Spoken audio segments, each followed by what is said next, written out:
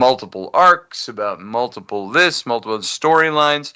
I tend to have, I pushed all that out on purpose, deliberately, to focus on the historical story and the archaeology of the story.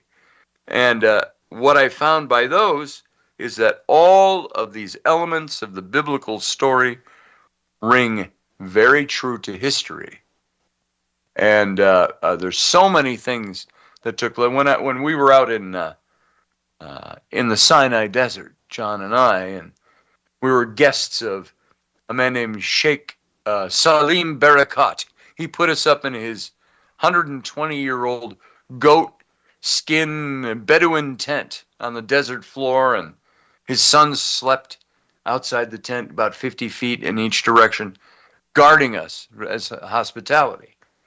And we climbed this little mountain called Serbet el Khadim, which is a low plateau mountain, and it's got old temples up there, and shrines to all the successive pharaohs, and the cave of Ptah and the cave of Hathor, and Hathor being the Kaf goddess of Egypt, and the bringer of joy and happiness and all of this, and patron saint of the miners that worked in those cliffs. And this is her mountain, and it's one of the theories. Flinders Petrie, who was a archaeologist of the last century,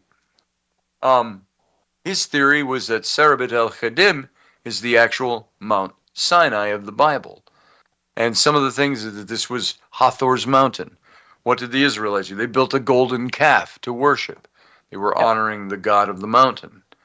And things like that. So there's all this kind of history that you start looking at that really illuminates the story in different ways.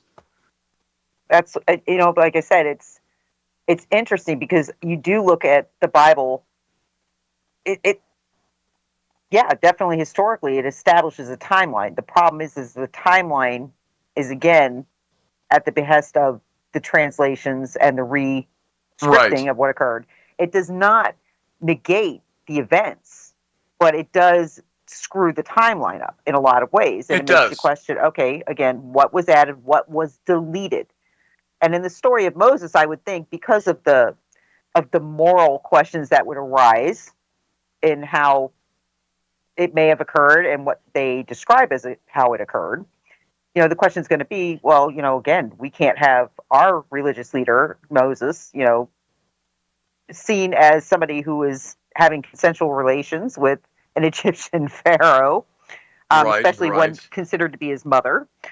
But again, you got to look at the timelines too and say, wait a minute, in Egypt back then, it was absolutely part of the daily event where, sons married mothers, brothers married sisters, because they wanted the bloodlines to remain pure. That was, in fact, royalty in Europe did it for centuries. And that's why they have such screwed up looking royals a lot of times, because they intermingled the same bloodline too much. Right. But again, that's why they're all related. Now, can I ask a question? Yes. So, no, we were having this conversation earlier, and one thing that stands out to me is the story of Moses in the first place is very, very familiar. It reminds me of a story of Sargon back during the time of the Sumerians. I think that's where they got it from. Yeah, it's an old story. So, I mean, when I think of that, it really makes me think of synchronicity, where ideologies were merged in from one religious group to another, because I mean it's way too familiar. You know what I mean? See, I would take a theory like that, and I would say, because it's a pet project of mine for years, and I would say that's supposition. It's supposition to say maybe he was based on Sargon, or is it possible that there are certain familiarities between the two stories that make somebody say that? It's like I look at Moses going down the Nile in a basket. Well, that relates back to the story of Osiris, cut up in pieces, put in a basket, floated down, resurrected. And until you look at it this way and you say, maybe Moses' mother, who was very Egyptianized, she grew up in Egypt as a slave or a worker, and she used the story of Osiris and put Moses in a basket outside the pool of the young Pharaoh's daughter to bring to mind the story of Osiris. Maybe she was the one using the story in order to get him noticed. So we look at that, and that's all supposition as well. We speculate on all these things. We can speculate and say Moses never existed. He was an archetype because there are so many other leaders that looked like him, but that's a speculation. And then my question, Scotty, always was with Moses. If he had horns like he's always depicted with horns, all right, was he part Nephilim? Inbreeding again. What was he part Nephilim? And was that part of the reason why he wasn't allowed to go into the into the promised land? I will say flatly no. Nowhere in the Bible tells you Moses had horns. Now, Michelangelo made a sculpture showing horns, and he was against that. The reason they did that was because the hierarchy during the day, during his period in Europe, had to demonize the Jews. So they had to put horns on Moses. They had to show something like that. And so he was forced to do that. That's just on a statue carved in the 1500s. It's not in the Bible text. When you mention Egypt, too, though, that brings me to the whole subject of Ruth, which we had a conversation about, too. Like, everybody forgets about Ruth and that she was a Moabite. Ruth and Esther. Yeah, she was a Moabite. Ruth especially was a Moabite. She was an outsider. Yes. Okay. And you know where she ends up? She ends up in the lineage of Jesus Christ. Exactly. See, that's where I'm going with that. So, and that was something I think that was very telling. That here's a Moabite in the lineage of the kinsman redeemer, the Messiah, which should tell us all something about the way it was viewed in that day. You could say the way God viewed it, the way Judaism viewed it, is that this is who she was, and it's open to more than just Jews alone. And the story of her story, I have more problems with other parts of her story, because it says that Boaz, this was the plantation owner that hired her, and this guy was he had to be between 60 and 80 years old. We always picture him in Bible picture storybooks and so on. She was married to the son of Naomi for 10 years, and then he died. And then this story to it, so she had to be marrying age, which could have been 13 to 20. So she's got to be roughly anywhere from 30 to 40 years old. And what does her mother-in-law tell her to do? She says, when Boaz is sleeping, passed out, had a couple of too many drinks at the celebration, you go lay at his feet. And so when he wakes up, he sees you. And there was a custom to do that, meant you wanted the man in a male-dominated society. It was almost like proposing to him, and for lack of a better way to describe it. So he wakes up and he ends up marrying her, and they have kids, and she's like the great-grandfather of David, King David. And so it's an interesting story. Roger, I don't know if you knew this, but it's interesting that you brought up the Nephilim. And Mark, or it was you or Mark that brought it up, because Scotty actually, I was going to say, Mark would know this, Scotty actually wrote the book, The Rise and Fall of the Nephilim, which is an incredible read. If you guys are into that, I highly suggest get a copy, read it. In fact, I believe there's a very famous female actress that was caught in a picture holding that book. Yeah, it's funny. Yeah.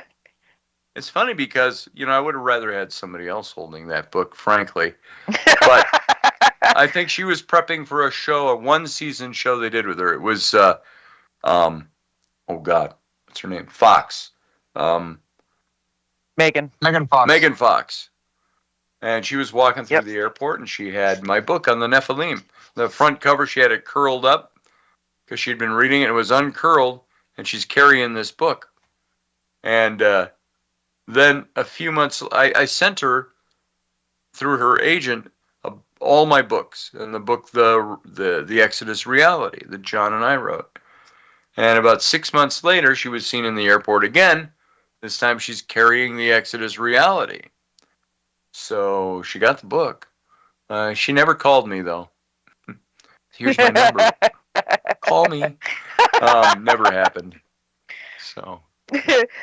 And again, when you read The Rise and Fall of the Nephilim, it really brings to point, though, what was left out, Scotty. What was left out and why? There was a lot of stuff left out.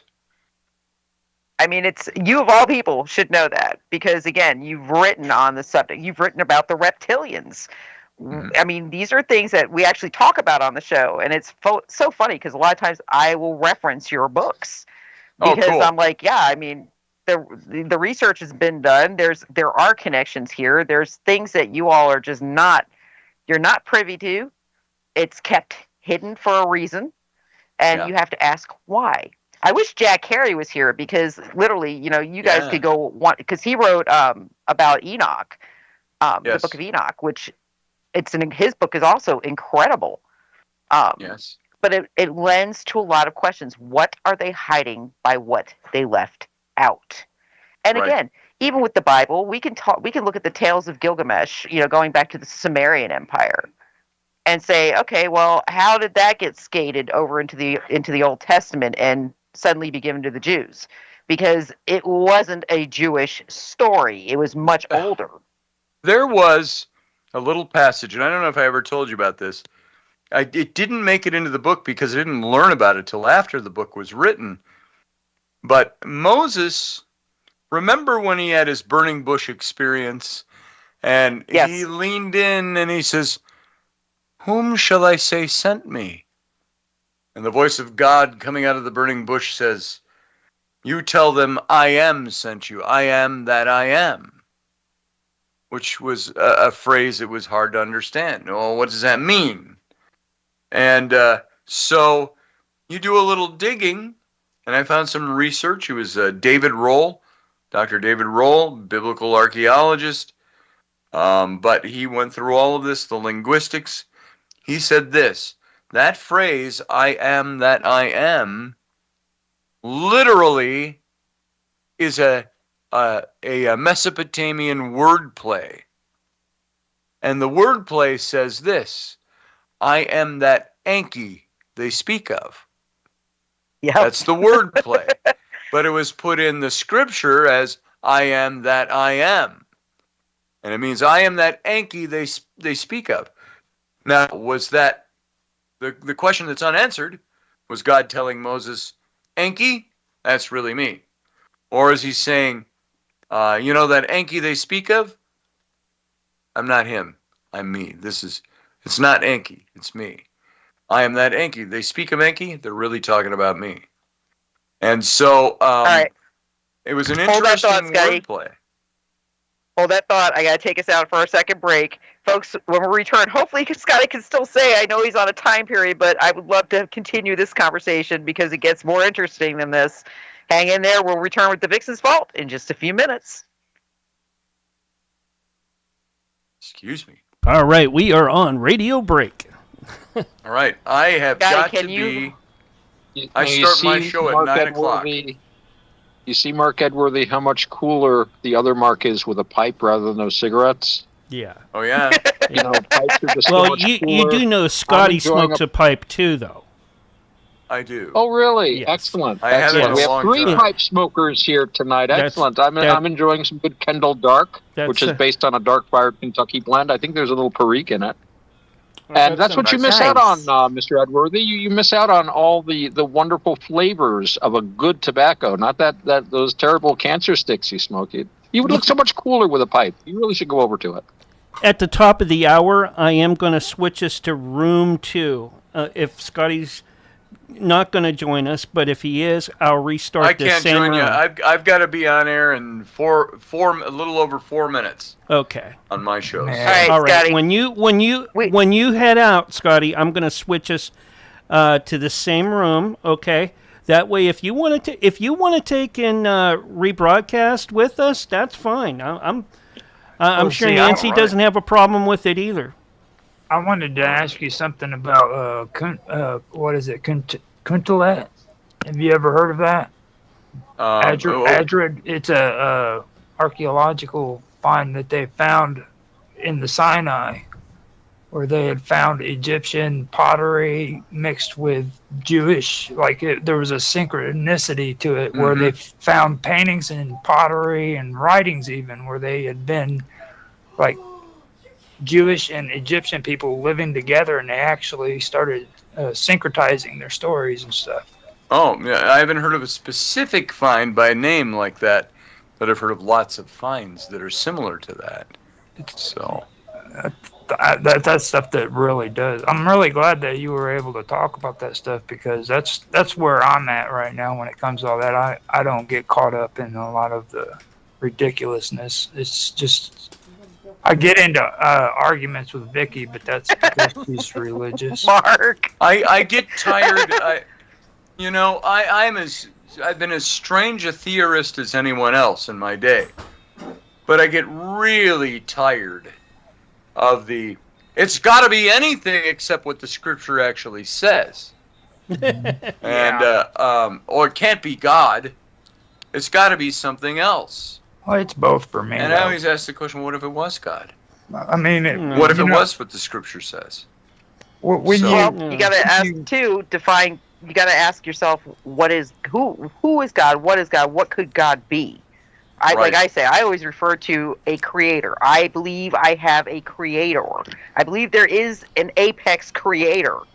Yes. But I don't believe that necessarily equals the God of Christianity, the God of Judaism, the God of Islam, the God of Buddhist.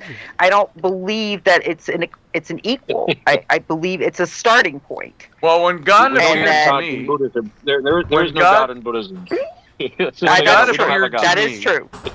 I had a vision in the hospital that I believe was a vision. And I can tell you more about this another time. I've got less than 2 minutes here.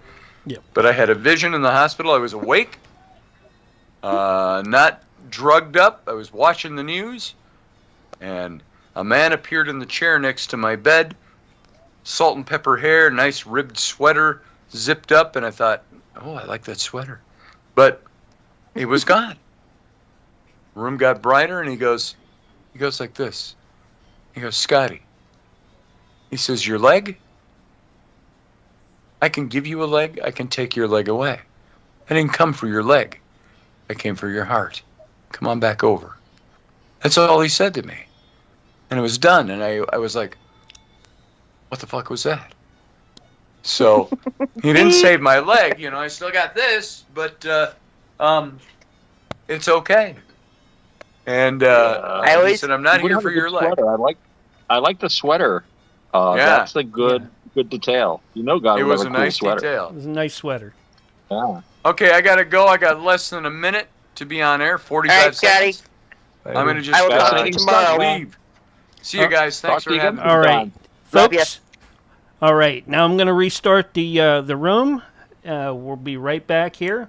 If Otto, just after we leave, click the same link again, and you'll be right back in. All right. Okay, we'll do. All right. Give me a minute. That was a good. That was a good. All right, more to come. Second hour of the VIXEN'S Vault coming right up. That was Scotty Roberts. He's been on Ancient Aliens and other places. Really well known and great guy. He's done lots of shows with me and Nancy in the past. Let's get everybody in here. Roger needs to take and hang up. I'm here. I'm here, Ray. There you go. Otto's here. Got to get Nancy and Rafi and Roger back. Let me click and try to get Nancy back. Roger's still on the call over there, so until he hangs up, I can't bring him back in. He's probably wondering where everybody went. Nancy's back. I'm here. Yeah, and here's Roger. Yeah, I just clicked on him to come in. Good to go. Mark Airworthy's there. I wasn't. Oh, good. I wasn't still in the room, by the way. When I was hearing you. I was like, I wasn't in the room. But you could hear us. Wow. I'm on. I've also got the stream for. Oh, right. So, like, whenever he goes off, I'll unmute the stream so that I can get the audio from what he's saying whenever we disconnect. So. That's funny. I thought I turned my camera on, but I don't see myself. So. No, I don't see you either. I told you would enjoy Scotty, Roger. I told you you'd like it. Oh, I always like Scotty, and we've done so many shows, you and I, with Scotty in the past, and he's been on Cafe Enigma. If they can be professional, if they can be professional about it, I give them a lot of respect. But it's really hard to find people who are professional when it comes to religious topics, except for Mark. Scotty. Okay, again, you have to understand. Scotty and I go back almost 25 years. And when I met Scotty, he was a Bible thumping boy. I mean, straight out of he's got degrees in theology. I mean, he's like straight up scripture. And at that time, he was heavy duty. Should I try to bring Vicky in? She's not feeling good. You can try, but she's not feeling good. Okay, she's not feeling good at all. All right, I'll put it in so that she can just listen directly.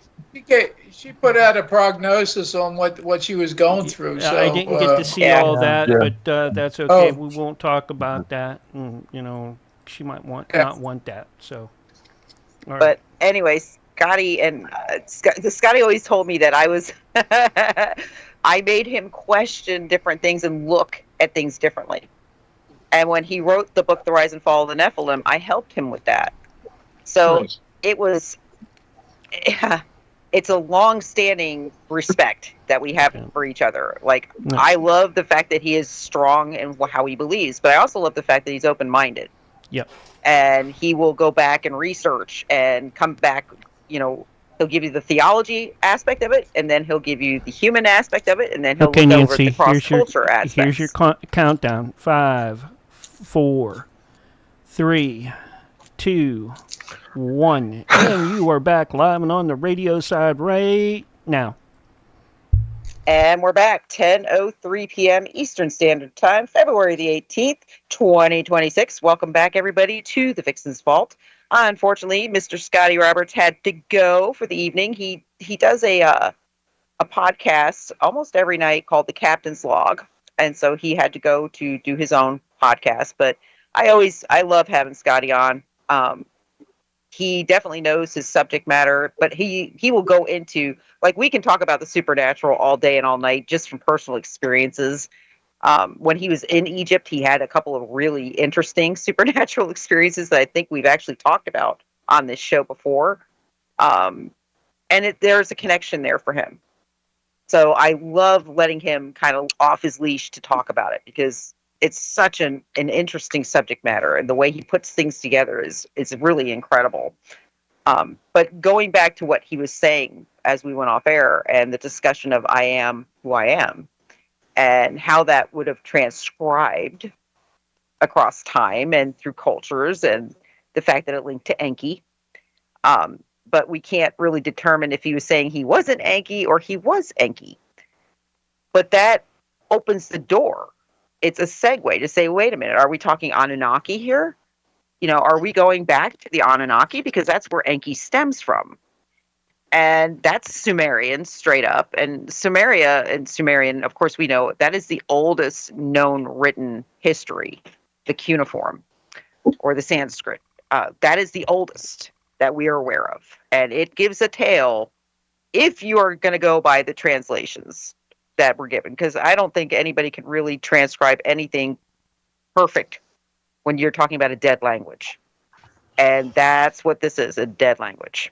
A really long dead language. Not like Latin, where it's kept alive through different facets and little lines. And yes, only a few people really can transcribe Latin, but there's plenty of evidence to be able to understand Latin. We don't have that when it comes back to like ancient Sumeria.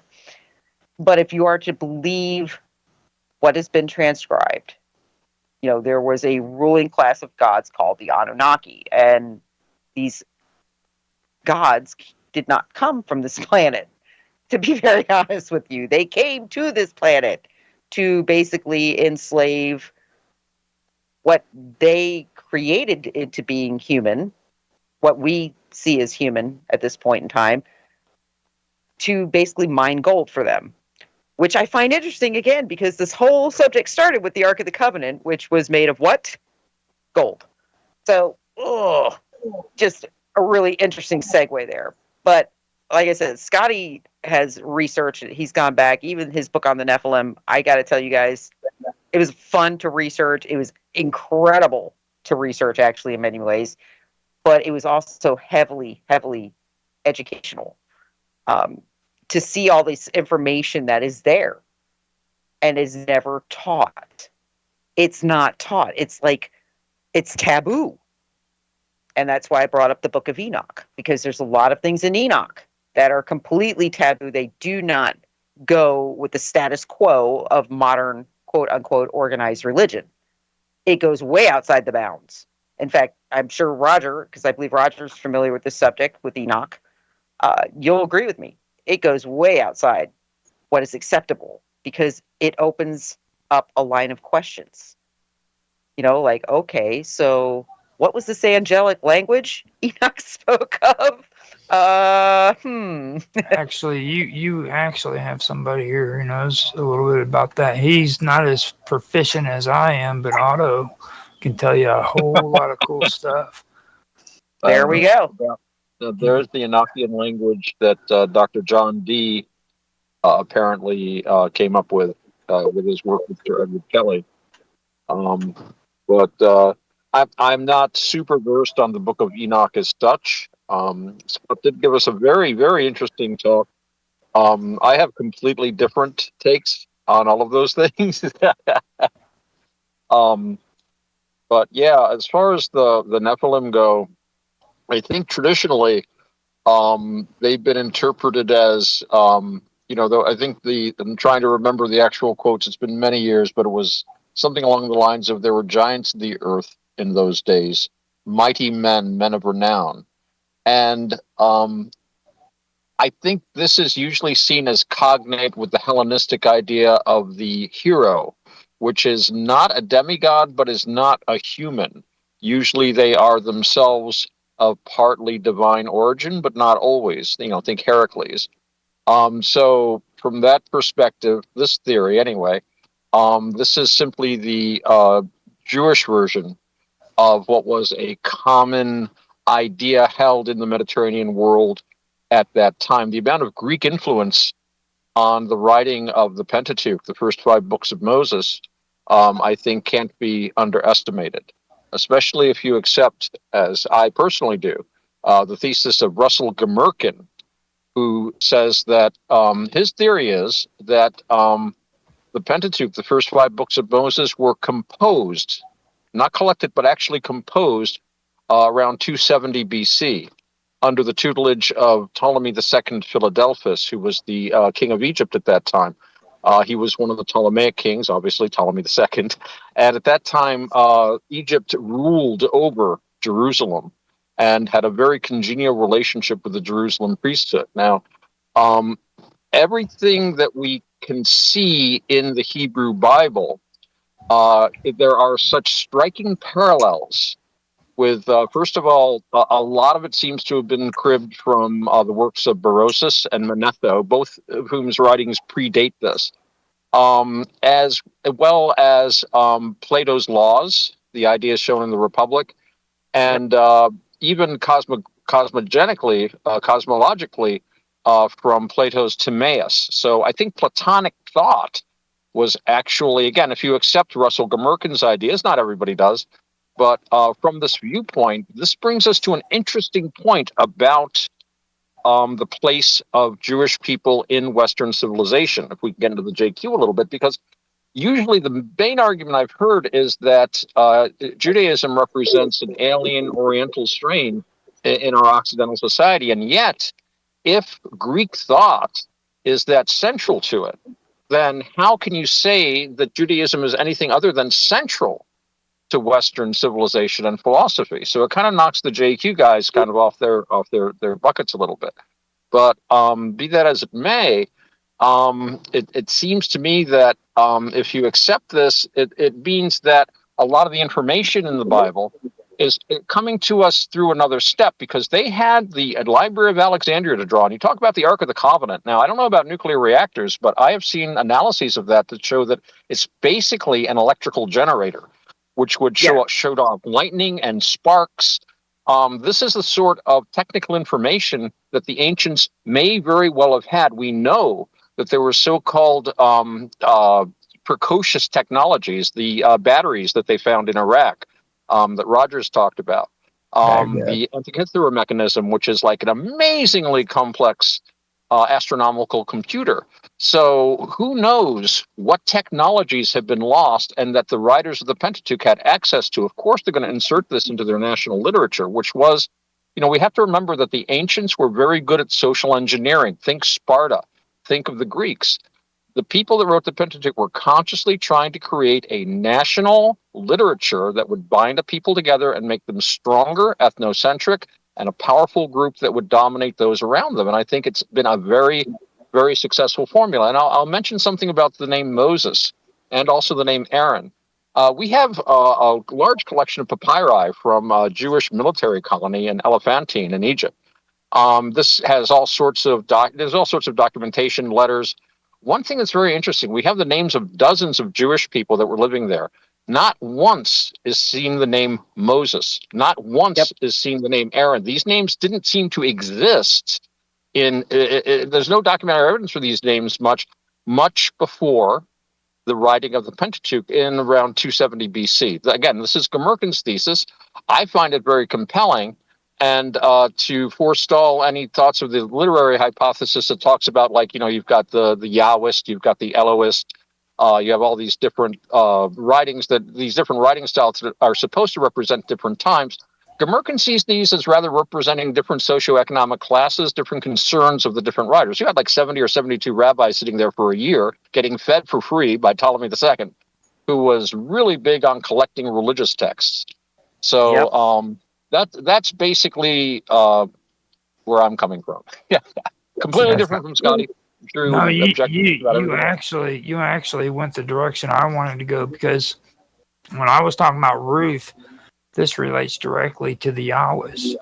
When I was talking about that site that archaeologists have just discovered here within the last 50 years. It's Kunlet Adrug. Now, this isn't the temple that they have there, it's nothing significant. It's nothing like the temple that's in Israel or Jerusalem or nothing. It's just a stop-off point between Egypt and between, where the different cultures would be mixing, rubbing together. They trade musical scales. They trade cooking ideas, language would borrow from each other. I love those areas in the world where you get the different cultures just rubbing up a little bit, not this kind of forced multicultural kind of integration, but just the kind of, music is the thing that gets me. You get musicians from anywhere on the planet and they'll start playing together. And there's some Eastern European music that you can hear the Muslim musical scales and Far Eastern, notes and things in it, musical styles. It's really an inspiring thing sometimes. I love it when ideas can rub up against each other. But bringing up it's interesting you brought up the temple. Something else very interesting about the Elephantine is that they had their own temple to Yahweh.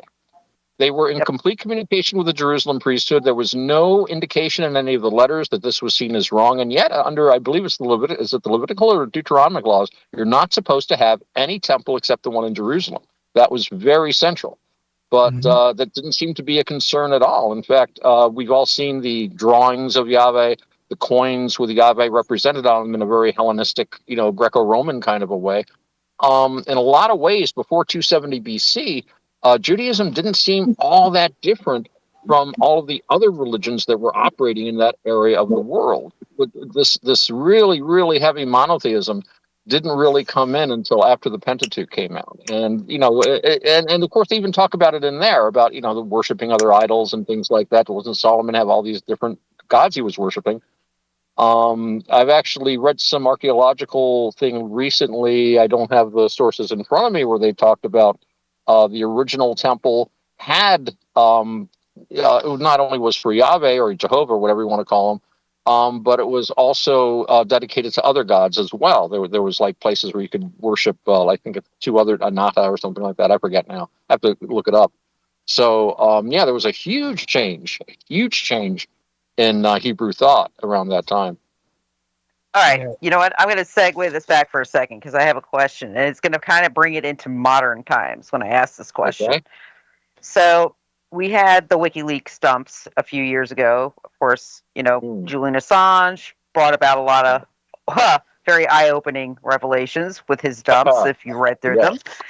And then, of course, we just recently had the Epstein file dumps. And there was something there were several things actually that matched up between those two dumps, but one of them actually has a lot of impact on this conversation. The Hillary Clinton email discussing a tomb of Gilgamesh. And one that was discovered supposedly in Iraq, right like at the very beginning of the Iraq War, and that it was a giant that was buried in this tomb. And supposedly it was said it was the tomb of Gilgamesh. Now it's only one email, and it's duplicated between the dump from Julian Assange, and I'm not sure which vault it was that was in, but I think it was Vault 7. But you have the dump of Julian Assange, and then you had the Epstein files that just most recently were released, and the emails in both. And it begs the question, it basically in the email it's describing Gilgamesh as a Nephilim. And I read it, I think, oh Lord, is that again why this suddenly was pushed forward and the Nephilim became a subject matter that was becoming mainstream? Because again, 30 years ago, if you talked about the Nephilim, people would have looked at you like with empty eyes going, what? What is that? I mean, they would not have in any way, shape, or form, it would not have, unless you were into, like me, you research everything that nobody else ever wants to know, and apparently win every game of Trivial Pursuits because of that. It would have been something that you would have just gotten dead eyes from people. They had no clue what you were talking about. So, again, we had this push in, say, 2008 to 2013, where the Nephilim was suddenly appearing in certain things. You were starting to see little references, and then, of course, into current times where it's something where if you picture, say if you it, will, most people a radio show so cheap that all celebrities they know the word. My question is, how do we explain that? Because yet again, we're going back to something. It's not an erroneous email. It's duplicated between two different top secret file dumps, and yet we don't have an explanation for what that is, why it happened. And apparently there were accounts that, if you go back and look at it, you'll see that there have been different accounts of different Navy SEALs who went public, who were supposedly exposed to this tomb. And that the United States basically took everything from the tomb and, basically took it all and locked it away. And it's so funny because every time I think about it, I think about the show like Warehouse 13, where I'm like, oh my God, was that one of those, soft sell type deals with Hollywood where we really actually have, Raiders of the Lost Ark, Warehouse 13s somewhere in this country with like ancient secrets buried in it? And why, if this is true, why would they want to hide that from us? Or what power are they trying to control that came with that? Because it's something that, again, I'm not going to, the first email I thought, okay, just with the Julian Assange dumps. All right, so maybe it was just maybe it was coded. Maybe it's something she was trying to, just coded language in the email. We're reading it wrong. But to see it duplicated in the Epstein files and understanding what happened on Epstein Island and some of the things that are associated to Epstein Island, and just, if not even just Epstein Island, Zorro Ranch is probably going to be a much larger problem because it was never investigated for God knows what reason. But again, it kind of swings back to an ancient occult society based off things that we were told were just basically left out of the Bible for no apparent reason. The Nephilim are in the Bible. And we do know that God is referred to as Elohim in the Bible. And Elohim is not a singular word. It's a plural word. So, again, it's very interesting. And even what Scotty mentioned, when God came into the ark and the presence of God was there, it's a female word. It's kind of like, it's like the Latin languages. You can't screw up La and L because they're two different complete meanings. One's female, one is male. The end. You can't make a singular a plural. It's either plural or it's singular. He's the only one outside of me, Otto, and Bob Dove who actually talk about the masculine and the feminine aspects. Nobody else does. Yeah. Well, you have to. You have to, because we have masculine and we have feminine. And why is society on this end run, this dead headlong run to wipe that fact out? Why are they trying to make us forget? It's a group of people trying to force society that way. That's what gets me. Why? It's a very small group. Well, it has to make you question why. Degeneracy loves company right off the bat. I don't know if you've noticed, but people always want everyone around them to share in whatever their behavior is, especially when it's not socially acceptable behavior. I know potheads, and every time they see an old Victorian picture of a pipe, I wonder what they're smoking in that. I heard a story once about Willie Nelson looking at the old pictures of cowboys with roll their own. I wonder if they got weed rolled up in there. When you're a pothead, you want to see potheads everywhere. They're like 10% of the population, and it's the same thing with homosexuality or with anything that isn't socially acceptable.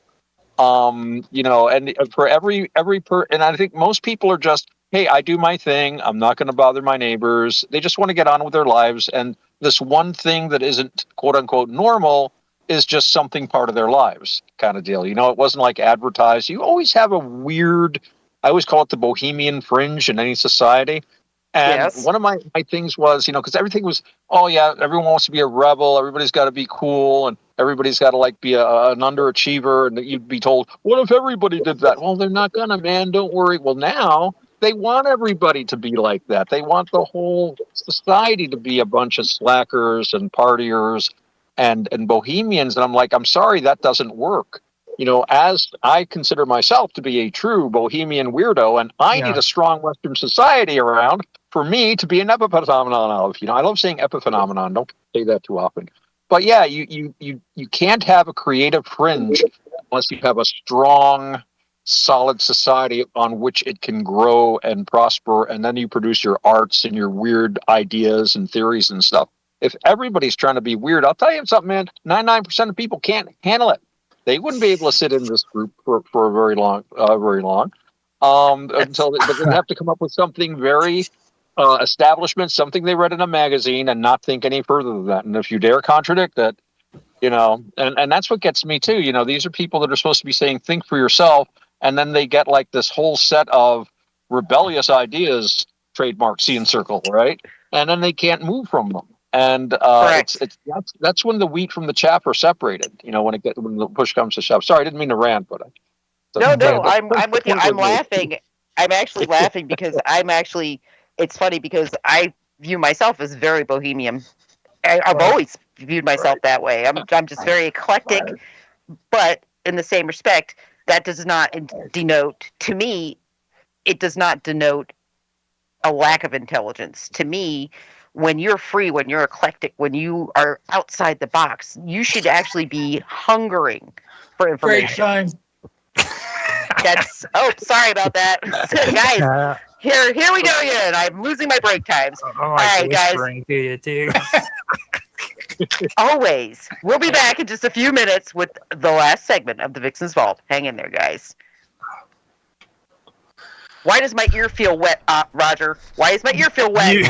You got really excited, man. It's like I'm like, break. I love that, but I love the word. I love the fact that he said bohemian. It's just not too many people use that, and I'm like, that's exactly how people describe me all the time. But it doesn't denote lack of intelligence to me. Like I said, bohemian was always outside the box. You know, you're hungering. That's the thing. It's not, it's not unintelligent. I mean, most people I've met over the years, I've worked in the arts. I play music. I know a lot of musicians, and it's people that have had very, very often very difficult lives, or they have something inside themselves that really can't click with normal society. Yet they're creative. Yet they're intelligent, right? They want to contribute. They want to create. But they can't do it in the straitjacket of normal society. Most people can. That's not the point. For them, that's fine. But there's this whole hero worship of, ooh, the bohemian, the weirdo, that would be so cool. It's not cool, man. It's like, this is the only way we can create. We can't fit in a normal society, but we found a way. We found other people with brains and other people that accept us. And it's really a tough road to be a bohemian, to really be one. You know what I mean? I think everybody here knows what I mean. Nobody here is quote unquote normal, I don't think. Yeah. So maybe Mark. No, not even Mr. Edward. Dave everybody when you hear bohemian, just think about people running around naked in some grove somewhere. All right, and in the scariest picture of all was when they caught Alex Jones.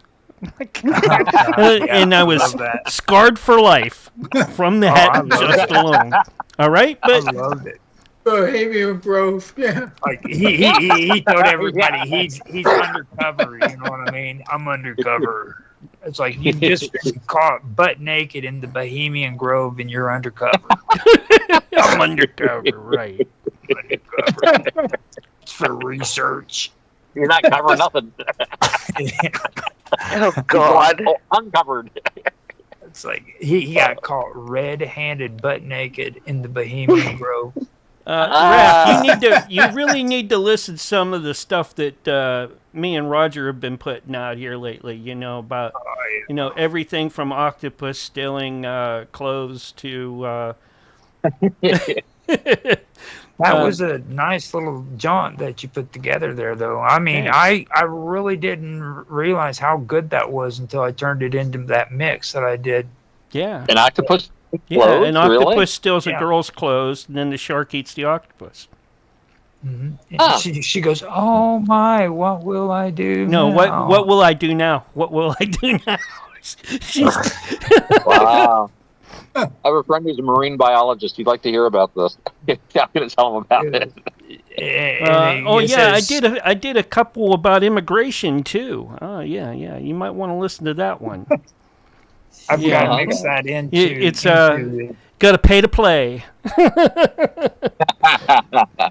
I don't know if I really needed to hear that at the end of this entire conversation. Yeah. Well, censorship was talking about legalized prostitution in a certain state earlier, and they're like, oh, him and Barry were going back and forth. And you know how Barry gets, I'm like, oh, no, I would never do that, blah, blah, blah. Roger was there. I was like, anyways, here's your countdown. 5, 4, 3, 2, 1, and you're live and back on the radio side right now. And we are back after a wild, woolly, and exciting break from the Vixen's Vault. It is 10:29 p.m. Eastern Standard Time. Boy, we are off on our break times. Probably my fault. And my ear is still wet because of Roger heavily whispering for me to go on break before the last break. Thank you very much, Roger. Getting back to the subject at hand, it's like I said, I was just, when he said the word bohemian, it clicked me right away because it's something it's a word I'm very familiar with. And nothing I ever took offensively because I know how I am. And I know that certain things resonate with me, certain things do not. I also have the nickname of AI.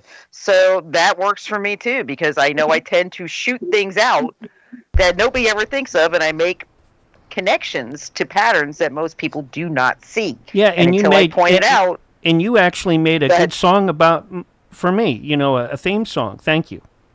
Absolutely. It was my pleasure. You can do generations too. Thank you. No problem. I love doing that because when I write songs, I actually write the lyrics, and then I put it through the AI song generator to have it come up with the melody, and I tell it exactly what type of melody I want. So it's like I have something in my head, and the AI just brings it to life as a song, which is awesome. I love that. But that's, again, an example because I think in lyric, which is crazy. When I say that, people look at me like I have 5 heads. I'm like, no, seriously, I do. If something can be made to rhyme, my brain will do it. And as you're talking a lot of times, my brain is transcribing that into lyric. I don't know why, but that is how that happens. But again, the nickname AI, it's there, it sticks, it sucks sometimes, but I find it funny. Don't know why my brain works the way it does, but it is what it is. And yeah, it is tough because 90% of the time, and I hope my listeners don't take this offensively, but 90% of the time, my brain is thinking, why is this person only thinking in a singular line of thought? When I'm talking to somebody, I'll think, how can somebody only think there's only one path here to this conversation? How can you not go in like 1,000 other pathways? Because there's always 1,000 questions that can be asked that can lead you in a different direction. And that frustrates me, as y'all probably are well aware of. But again, I think that's just part of having a personality that just wants knowledge. That's all I want. That's what I live for, to learn. I want to learn. I don't discredit what other people know, and I don't discredit other people's opinions. It may not match my own, but that is my drive, to learn. That's why we do these shows. That's why I have such a large panel. Why? Because everybody has a different opinion. They're all brilliant, and we all come at it from different angles. We all have walked different walks in life. And it gives our perception a different skew on things. And I find that so interesting. And I learned so much from everybody that I bring on. And I love that. That being said, again, look at what we're facing right now in society. Look at how things are being, the degradation. They say Sodom and Gomorrah. I mentioned that earlier in the show. I actually mentioned Sodom. And I look at current society. I'm like, well, take your pick. If we wanted to do a current, I guess you could say, cross connection between ancient Sodom and Gomorrah and current society, just take your pick as to the cities. That would be Sodom and Gomorrah, because it's pretty much all of them. I mean, and I'm not saying immorality isn't always a perception, because it is, because morality is defined differently between cultures. And I accept that as a truth. But there are certain laws that are across all cultures. Okay? It's just certain things that you can't screw with. Nature is one of those things. And I always say, I got scared when I started really noticing that man was trying to play God. Or man was trying to be the creator. And I've got to tell you, we're nowhere close to mature enough to take that on. Not even close. And why do I say that? Because look at the disruptions that have been caused. Look at what we've got now. We have little children who play with a Barbie doll, and suddenly they think they're a girl, and they want gender reassignment surgery. Something that's going to completely screw them up for the next, rest of their life. Because you're not meant to be a gender you're not born to. Psychologically, you may fit that gender, but physically, you are never going to fit that gender, no matter what surgery you have done. Especially you're going a child to make that decision. It's horrifying. It's horrifying. It's horrifying because you have now condemned a child to a very miserable existence. A very miserable one. Because what happens if pharma goes bye-bye? What happens if the drugs they're giving these kids to do this reassignment suddenly get pulled off the market? Mm-hmm. What happens to those kids? They are now, and not only that, the actual neurological damage this does is insane. We're seeing the results of that now. We just had another mass shooting here in Rhode Island. That was what? Another transgender. There was just one in Canada last week that was a transgender. Yeah. So I'm waiting for the hook, though. How does Gilgamesh fit into? Well, that's actually my thing is that when you go back and you look at why are they pushing Gilgamesh? Why are they pushing the Nephilim? Why are they pushing these ancient things suddenly that only people like me and you, Roger, and Otto, people like on this panel, were interested enough to go research, look up, become familiar with, question. Now suddenly this is going mainstream. Why are they pushing this? Well, what do these things all correlate to in one thing? It's a moral degradation. Yeah. If you look at what the Nephilim, what were they accused of? What were they said to have done? What there was moral degradation in all of it. And we are heading that way again. And I'm not saying, again, as a pagan, I'm not saying that you shouldn't have certain things that you do, that certain things aren't fully natural for the human body. But what I'm saying is that there have to be rules. When you have millions, billions of people stuffed onto a planet, you've got to have societal rules so we don't kill each other. Literally. That's very basic to Buddhism. I've talked before about the 5 precepts, which the Buddha would say keep you human, how to be a human being. And it's, correct. You do not kill, you don't steal, you don't lie. Lying, he was really big on. You don't cheat on your spouse, you don't get bloody drunk. And if a friend of mine pointed out, if everybody kept 5 precepts, you wouldn't need police anymore. You really wouldn't, because what would you need? Maybe to direct traffic and stuff like that, and inadvertent accidents. But in a world where no one is murdering each other, no one is lying, no one is stealing, no one is cheating, and nobody's getting drunk, most of our problems would go away. You need basic rules for society to function.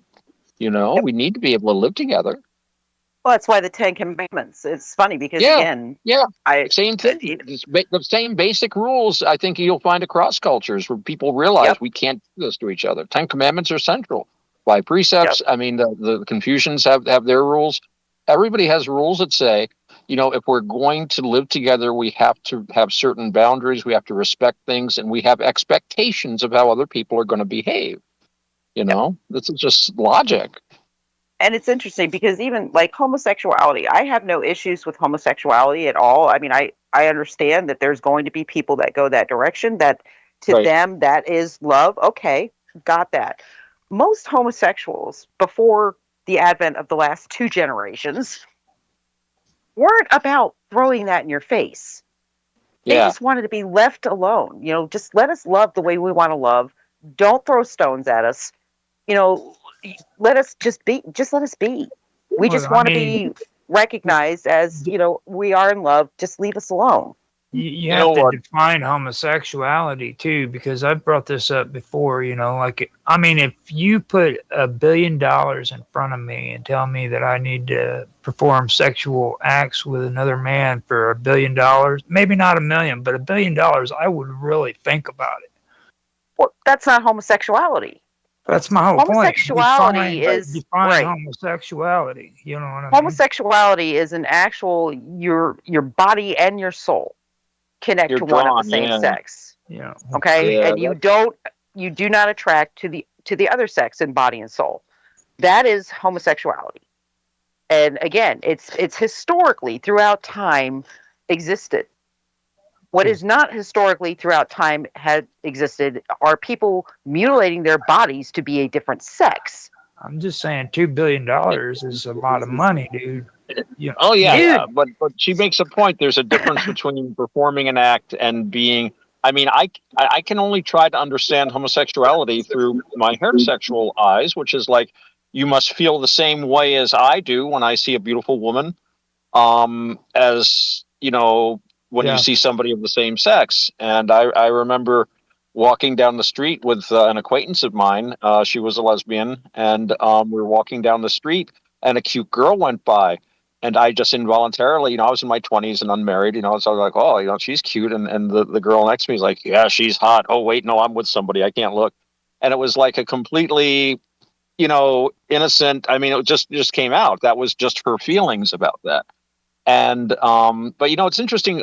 There's a guy by the name of Dr. Dutton. He does some wonderful videos, wrote some very good books. And he talks about, he's an interesting guy because all of his videos are very reductionist, Darwinian, mechanistic, and they all come down to pointing out God is the answer. It's very interesting because he always uses very reductionist Darwinian arguments, but he says basically that everything religion does for us is, from a Darwinian perspective, it's a survival thing. It makes us better people. It brings us closer together. Once in one of his earliest videos, he said something under his breath about fools who don't believe in God. He is actually married. His wife is a Lutheran priest. And they've got kids. So I'm sure he's very traditional.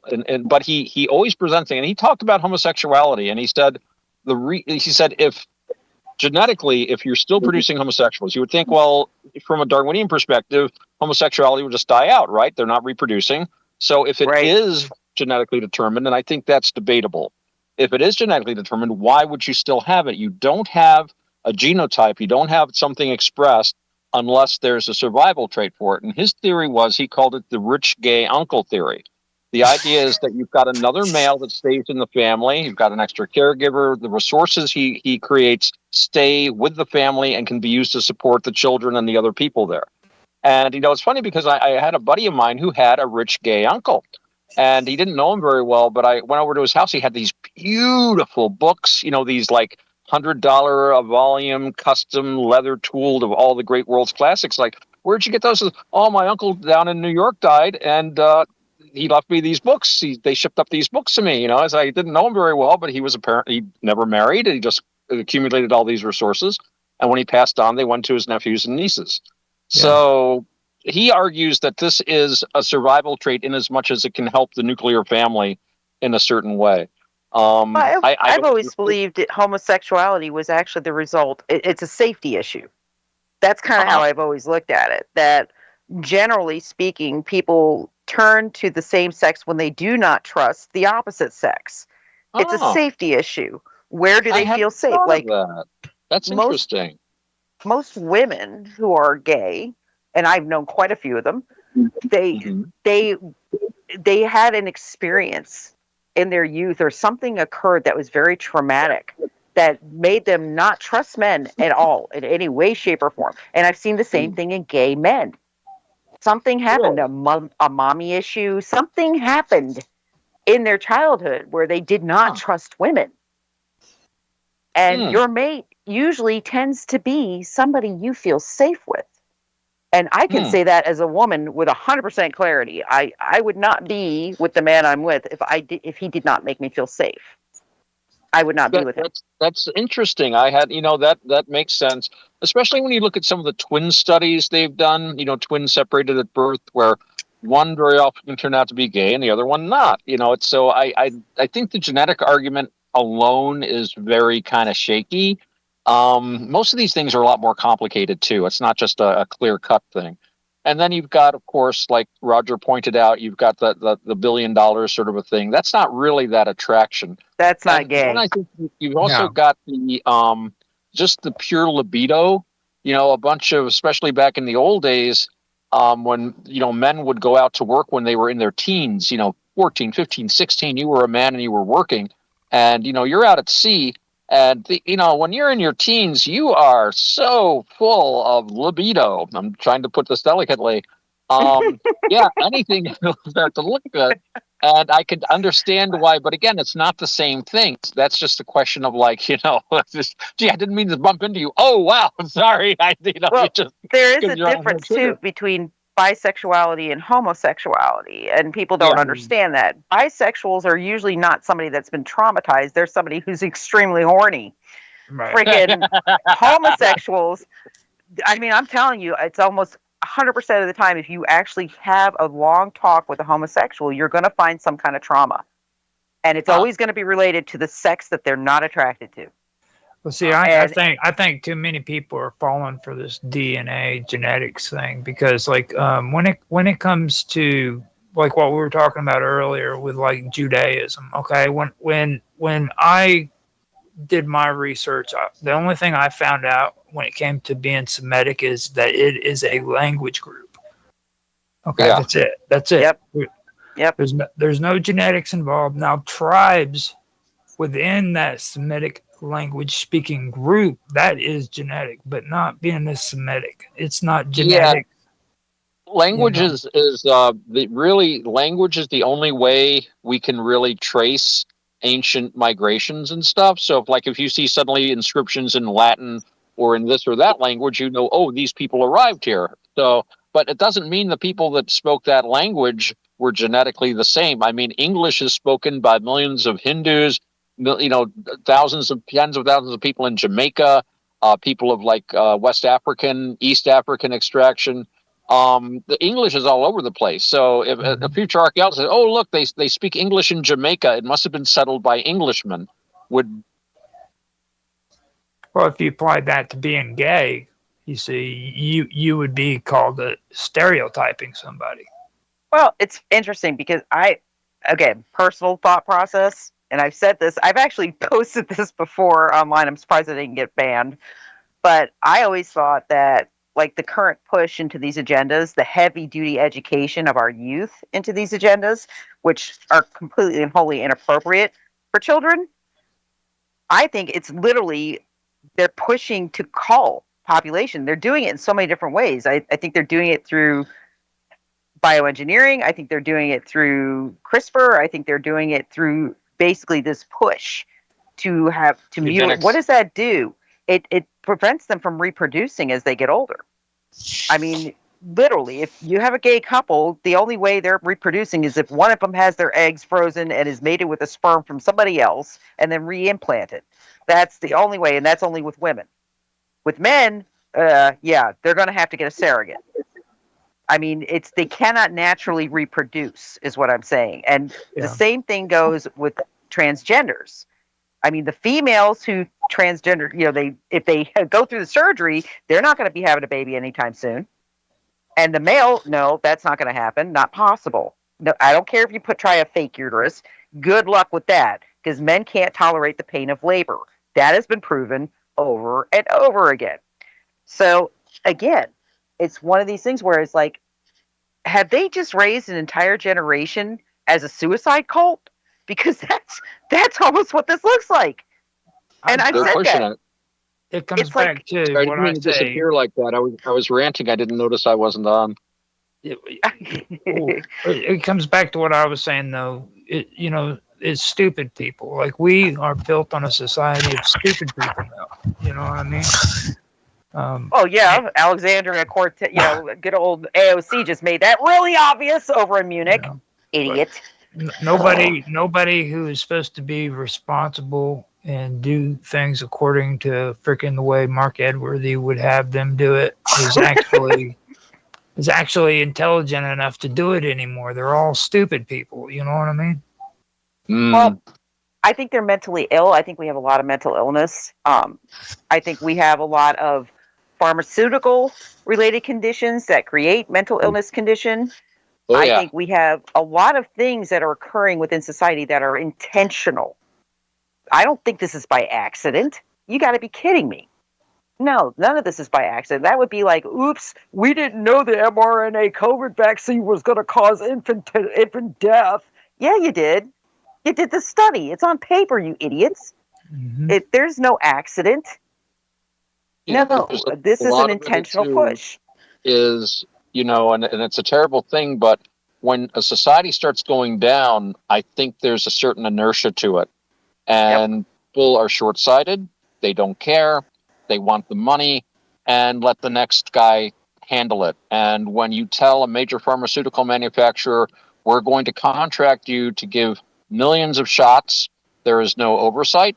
There are no ramifications. If anyone is injured, you can't be sued. And you have, therefore, absolutely no real reason to make a good product. You know you're going to get paid even if you pull tap water as shots, and I think some of those mRNA shots contain tap water. And those were the lucky people that got those. Yes, those were the lucky people. A set of vaccines that were sent to Switzerland, and they began bubbling in the vials. They threw away like tens of millions of doses, and Pfizer's like, oh, sorry, they just didn't care, and so there is a certain amount of thought, but so much of it is just this blind. It's like you're just giving the boulder a little push. No. Well, again, though, I have to point something out, though, and this disturbs people when I say it, but it's true, and you can look it up. They used mRNA technology in 2019, 2020 for these vaccines, okay? In 2016, our intelligence in the United States, CIA, as well as the NSA, declared that CRISPR-based technology, which mRNA is, was what a weapon of mass destruction. Yes. And it should be banned, and I believe it was banned. And then they go ahead and they develop, not even 4 or 5 years later, they developed vaccines for the mass population off the same technology. And that is pre-planned. That is intentional. That is with knowledge. This goes back even though farther, because like back in the 80s or the 70s, I believe they actually went in front of Congress and swore up and down that they were not doing biological research in the United States. Yep. Okay, and everybody just turned a blind eye 20 years later, 30 years later, whenever they started popping up all this biological science that we have now.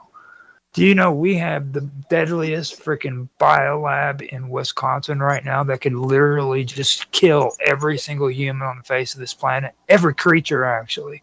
But you see, Roger, that's not germ warfare. That's germ defense. I think that's how they got through that loophole. It's like, oh, well, this isn't for offensive purposes, but this is so we know what they might throw at us, so we have to make the deadliest things we can. Mm-hmm. Yeah. Well, that's also what they said about the, that's the same excuse they were giving for the biolabs, the level 4 gain of function biolabs that were on the Ukrainian border with Russia. A great place and they to said, put them. oh, no, we didn't mean for those were defensive. We weren't trying to antagonize Russia with these. We weren't using Russian genetics in these. What? No, of course they were. Idiots. It all comes down to my gun is a good gun. It only kills bad people. Your gun is a bad gun. Good people. My question, though, is do you guys think that they actually built the freaking ape man warrior that they were going to do, where they were going to get an ape pregnant and have soldiers of apes? Do you think that was the Russians? That was the Russians. Yep. Do you think that was the Russians? Yes. I think the Nazis did it before the Russians did, actually. I think leap spawn is a very good evidence of that, and if you look into that program, it's going to be very discomforting. And I think the United States continued that. I think we are well in depth with that type of research, and we've produced what we would define as super soldiers from that research. I 1,000% believe that. There's no getting around it. But with that, guys, I got to wrap the show. I'm running out of time. I can't bring up the Tibetans in Berlin. Okay, well, maybe you can. You can. We can talk about it on the after show. We're gonna. All those Tibetans they found in Berlin that committed suicide wearing German army uniforms. I think they were Bon priests. That's my theory. Roger and I have talked about the Bon, which is the ancient religion of Tibet from before the Tibetan Buddhism. So. You got to come on next week. We're going to talk about that. All right, guys, with that, I am closing out this show. Join us next week for the VIXEN'S Vault. We're going to have Otto back on. We're going to continue this discussion. I hope you all found it interesting. I found it fun and interesting to do it. With that, have a great night. We'll talk to y'all next week. All right. We got about 5 minutes on this call. From what I'm gathering, you want to do a after show? Oh, absolutely. Okay. This was a great topic, a great conversation. I see now Otto adds another aspect of things, which I love. I got a lot of weird ideas. But we all do. That's what makes us a great combination. We're all kind of follow that rabbit hole. Wow, where am I going now? There's Christians, pagans. We got Mark Edworthy, who's a Zoroastrian. He won't admit it. He looks like a fire priest, though. I mean, come on, Mark. You look like a fire priest. You got the hair. You got the beard. We call his religion bureaucracy. Bureaucracy. Yeah. Bureaucracy. Yeah. I think there actually was a religion called bureaucracy at one time. Isn't that it's supposed to be like a Greek name? It sounds like a Greek god, doesn't it? But you've got to sign the user agreement, though, in order to join the religion. Don't forget to check the terms of services and all the legalese. Run it by Mark first. He's good at that. And make sure you check every word in that terms for like triple meanings. And make sure you get, folks, make sure you get your magnifiers out for the fine print. Eternal damnation when? Oh my goodness! I wasn't supposed to do that. Wait. And whatever you do not let Roger whisper in your ear. Yeah. I think he gave you a psychic wet willy. You know, just kind of looked. He did. I could feel it. I was like, ew. He has that psychic power. Many people don't realize that Roger has amazing CT or miraculous powers. But they're limited to wet willies through the internet, unfortunately. So. Nice. Oh God, it has really been a hell of a week, though. I mean, I didn't even see. I was a good girl, Mark. I didn't talk about like the halftime show at the Super Bowl. Don't worry. Other shows did that for you. I figured Censorship has done that for like since it ended. Like, thank God we broadcasted during that. Him and I. Oh. It was me, him, and Willie, by the way, for an hour. We just did a special, just to break it up and so we wouldn't have to listen to that garbage. And because we knew it was going to be garbage. Your own halftime show. I was going to say, I didn't watch either one because I gave up the NFL when they started taking a knee. I was like, yep, nope, not going to mix politics with my pleasure because I really enjoy football. And, yep, nope, I'm done. I'm out. And then, of course, TPUSA, I think, is a big joke anyway. And I think, she's not a good person. So I wasn't about to tune that in. Well, so I'm like, the next time we have Brent on, don't say that. I understand that, but it doesn't change my opinion. Yeah. In any way, shape, or form. Yeah. And to be honest, I think Brent and Otto would actually get along with one another. Oh yeah. Oh yeah. I like Brent. I like Brent. He's a very intelligent man. He's sending me a signed copy of his book, but you didn't. Oh, nice. You didn't take and email him. I didn't. But he gave me his email address. I did. No, you didn't. You said message him, and so I messaged him, and he never saw my message. Okay. Well, I'll get you that. Okay. When I go back into my emails in the Gmail side, because I don't check there all the time, once a week. Gotcha. Yeah, I was like, okay, messaged him. Nothing. I will get that to him. We are going to we did say goodbye already to D-Live and the radio stations. Since we're going to be going into... since we're going to be going into after show mode, I'm going to disconnect us from a couple other platforms as well. Hold on. I'll tell you who they are, and so we can say goodbye to them and good night. Let me bring them up. See, this is where I get all the good stuff because he starts cutting off these channels. First one's going to be Nemo TV. Nemo as in Finding Nemo, or Nemo as in 20,000 Leagues Under the Sea? TV. Yeah, they're an Asian group platform. It's for the little Chinese kids.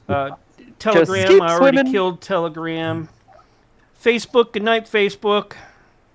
Larry's been over there. Larry, you can check those other links, and we'll still be there. We gotta put Larry in our main chat. We should put Larry in our team's chat. Yeah. I love Larry. Okay. You know how many times you said that? Okay. Good night. I do. I know.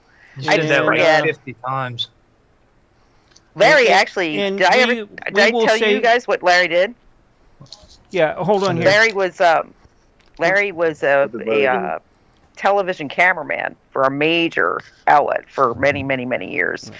So when I talked to Larry, like when I talked to him about conspiracy theories. Yeah, and hold on, folks. I will get them back up and running. That meeting ended, so we will go for a little bit more once I get the call back up and rolling again.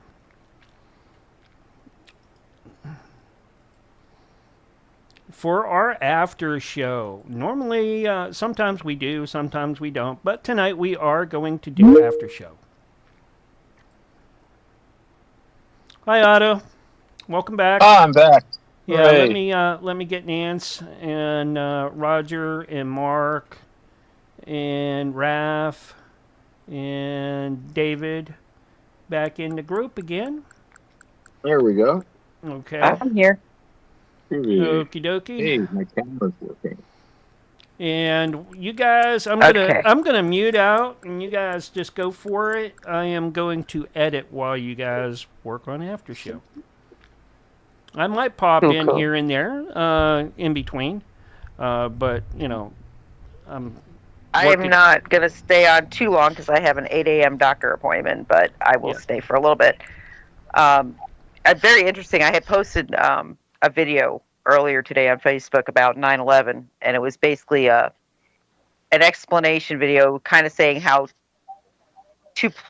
planes could never have hit the towers because of the way this video synced and the timing of the video. And it was basically saying that the plane in the video was an artifact because it didn't sync with the timing of the video. I had to agree with that when I watched the video. And then I put it up, but I put it as a supposition because I had a cousin that was on the ground. He was a courier for Building 2. And he said he saw the planes hit the building. Larry, the guy we were just talking about, was also there within sight of the building. He swears he saw a plane hit the building, and he felt it. Because, again, an impact that large, if you're standing close to the buildings, it's going to go right through everything in your body. It's going to be basically an acoustical wave going through your body. So I found it really, really interesting that Phil Schneider, one of my people on my Facebook, just responded, and we both know John D'Souza. And I don't know if you guys have ever heard of John, but John was an FBI agent for 25 years. He has actually been featured on multiple shows because he tends to speak of things he should not have, that he witnessed within the FBI and things he experienced. One of the things John had said was that, because when I posted this video, I had put a little subtext underneath, and I said, the one thing I always bothered me about this was not that people didn't see it, but I believe at that point in time we had the technology to do a hologram that would have absolutely looked real to the people on the ground. Oh. And the other thing that bothered me about 9/11 was that you don't hear any accounts of those jets coming in. Let me tell you something. I lived in New York, and I've been to New York City many times. And the one thing I can tell you is that acoustically speaking, if there was a 737, a 727, a 747 coming in low level into that city, it's going to make the whole damn city shake because of the way that the acoustics are. You would have heard that sucker coming long before it hit the building. And it's just the way the acoustics are. It's right on the water. There would have been no missing these jets coming in. And I've said it, I've looked at all these films, I've listened, and I can't hear the jet. What was very interesting about what Phil posted was that John had said that not only did we have the technology in 2001 to do the hologram, that was absolutely there. And it would look as solid and as real as the table you put your feet on. But we also had the technology to acoustically mimic, which I was not aware of. I didn't know we had that back then. And so I found that interesting because I thought, they really could have pulled that off. That could have been a hologram. What John is saying is correct. That is very possible. And I know that there was definitely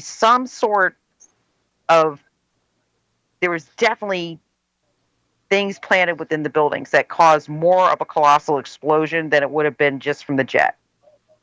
Even with jet fuel going down the elevator shafts. The charges detonating, under each floor in sequence. Pum, pum, pum, pum, pum, pum. Yeah. Yep.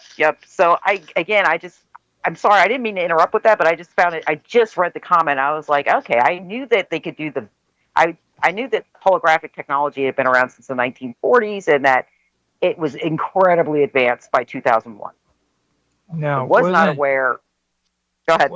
Wasn't John DeSouza? So was he the guy that they used to call the real X-Files guy? The one that I think he even he did one of the Ancient Alien shows, I believe. Didn't he? That's John. Yes, Yeah. and I should get him on here because I do talk to him every here and there. And I talked to Brad Olson also, who's another. When it came to Ancient Aliens and it came to ancient history, he's a go-to person. Mm-hmm. Well, see, if you get those guys on here, I mean, you're really going to want to start hitting them with like parapsychology, because if you listen to that show, I know a lot of people have a problem with Ancient Aliens, but they cherry pick at freaking parapsychology like you wouldn't believe. Like they know what they're talking about, but they don't put it out there. Well, I think, again, Ancient Aliens, and there's two things I have issue with, and it's because there are agendas behind them. It's the money that finances them that bothers me. Goya. Yes. Yep. And, I mean, Ancient Aliens, the History Channel itself, there's a lot there that's financed by groups that have a very targeted, let's just say, want to educate in a certain way. They want a certain, I guess you could say, they want a following that allows for a certain historical timeline, or they want people to question everything. They want to muddle things. Gaia is the same way. Gaia is owned by the same people. Yep. And it's one of the reasons Jack had big problems with Gaia, Jack Harry. And trust me, he's right. In fact, I went to, oh God, what's his name? Billy, oh God, what's his last name? He's the Carson. Yes, Billy Carson. In fact, Mark, you were on the phone with me when I was at his thing. Yeah, I always considered Billy the token black guy. Yeah. He's brilliant. He is. He's great. Billy is brilliant. He is brilliant. But all the stuff that him and his wife talk about with the rainbows and, you know, well, no, this is what gets unicorn farts and crap. I'm sorry. I don't go for that. It gets interesting, though, Mark. Billy, about 8 months ago, Billy divorced his wife. And there was no given reason. And believe me, I just was there like a year ago and saw him and his wife, and they looked like they were deeply in love. And then all of a sudden, he divorced her. And if you follow his Facebook, since then, he's gone totally polar opposite. So she was like she was his controller. And I'm like, ooh, that's interesting, because he's gone very different with, I mean, he still talks about Thoth and everything else, but he's got a very different message in what he's saying. David Hancock does the same things. Him and his wife ended up getting a divorce, and it's the same exact thing. And I think it was the other. I think it was the other way around. I think she just kind of got tired of him because he was like speaking a lot of crazy shit. He actually wanted people to believe that he was in a freaking silo, an airplane silo, and that he was taking all the money that was being invested into him, and he was aiming it towards setting up this network, and they had an airplane freaking silo and stuff. And you could clearly see that he had a green screen behind him. You know? He literally got on the internet and did this. The biggest thing I didn't like about Wilcock, okay? Yeah, Wilcock. David Wilcock is yeah, right. Okay. I'll let you and Sonia argue about that. All right. Anyways, is him continually and always saying that he is the reincarnation of Edgar Casey. I'm sorry. You know, okay, so what's he trying to do? One up the Dalai Lama? Okay, come on. Okay, my personal opinion on Edgar Casey, and you know that there's something I've studied him very much in depth, because I feel akin to him in many ways. I can almost feel his pain in many ways because of what he did, what he was capable of doing, and the time period we're talking about. I think Edgar Cayce was kind of like me. I think for some reason, our brains receive frequency differently. We're tuned in differently. And because of that, we see things differently. We are given information that I always tell people, I don't know why I know what I know. I have no freaking clue why suddenly information appears in my head. And it's not something that's been regenerated from something I've looked at. It's not something I slept through. It just appears, and it's information I should not have. Okay, I've got no experience in that field, no reason to have this information, yet it's there. I think it's, again, I truly do believe that everything is connected, everything is energy, and that everything is frequency.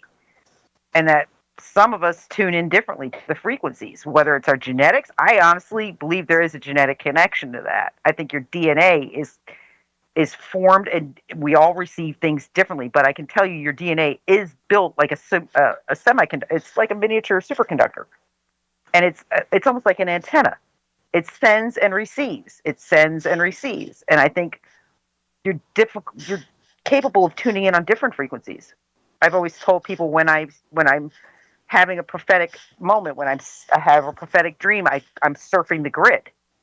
I've said that for decades. Have I not, Mark? Always say that. Oh, yeah. I'm surfing the grid. You sure have. I mean, then light bulbs explode.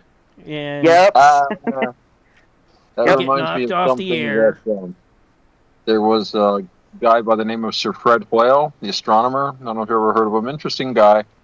Had some very interesting astronomical theories, but he wrote a book called The Intelligent Universe with a buddy of his, Chandra Wickramasinghe, and he talked about how, he's a panspermia guy. Basically, life is ubiquitous throughout the universe, and he thinks the planet was seeded with life, but his idea was that we are reprogrammed intermittently by this giant project, whatever it is, of continuing life, by viruses.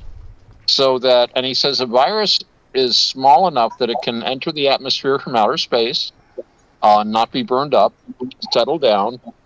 People get viruses, they get sick, some people die, but it also reprograms their DNA for the next step in a planned evolution. And this theory goes with the idea that all the so-called junk DNA are simply things that we're coded for, but that we don't need yet. So this is kind of an idea of like evolution has some sort of a plan behind it, but it's done in this huge cosmic, very slow motion kind of a thing. So you're talking about the DNA being an Jack Carey has that same, as a very similar theory. Instead of using viruses, it's a type of radiation that emulates from the center of our galaxy and universe. Right. All right. I think it'd be multiple things. Really. That we're bombarded with it when we come above and go way below in the Kali Yugas. I think it's actually more simple than that. I think that I think solar radiation plays a part. Yep. I really do, because of how we react to EMF, how we react to ELF, and how that actually changes us, and the way frequency changes us.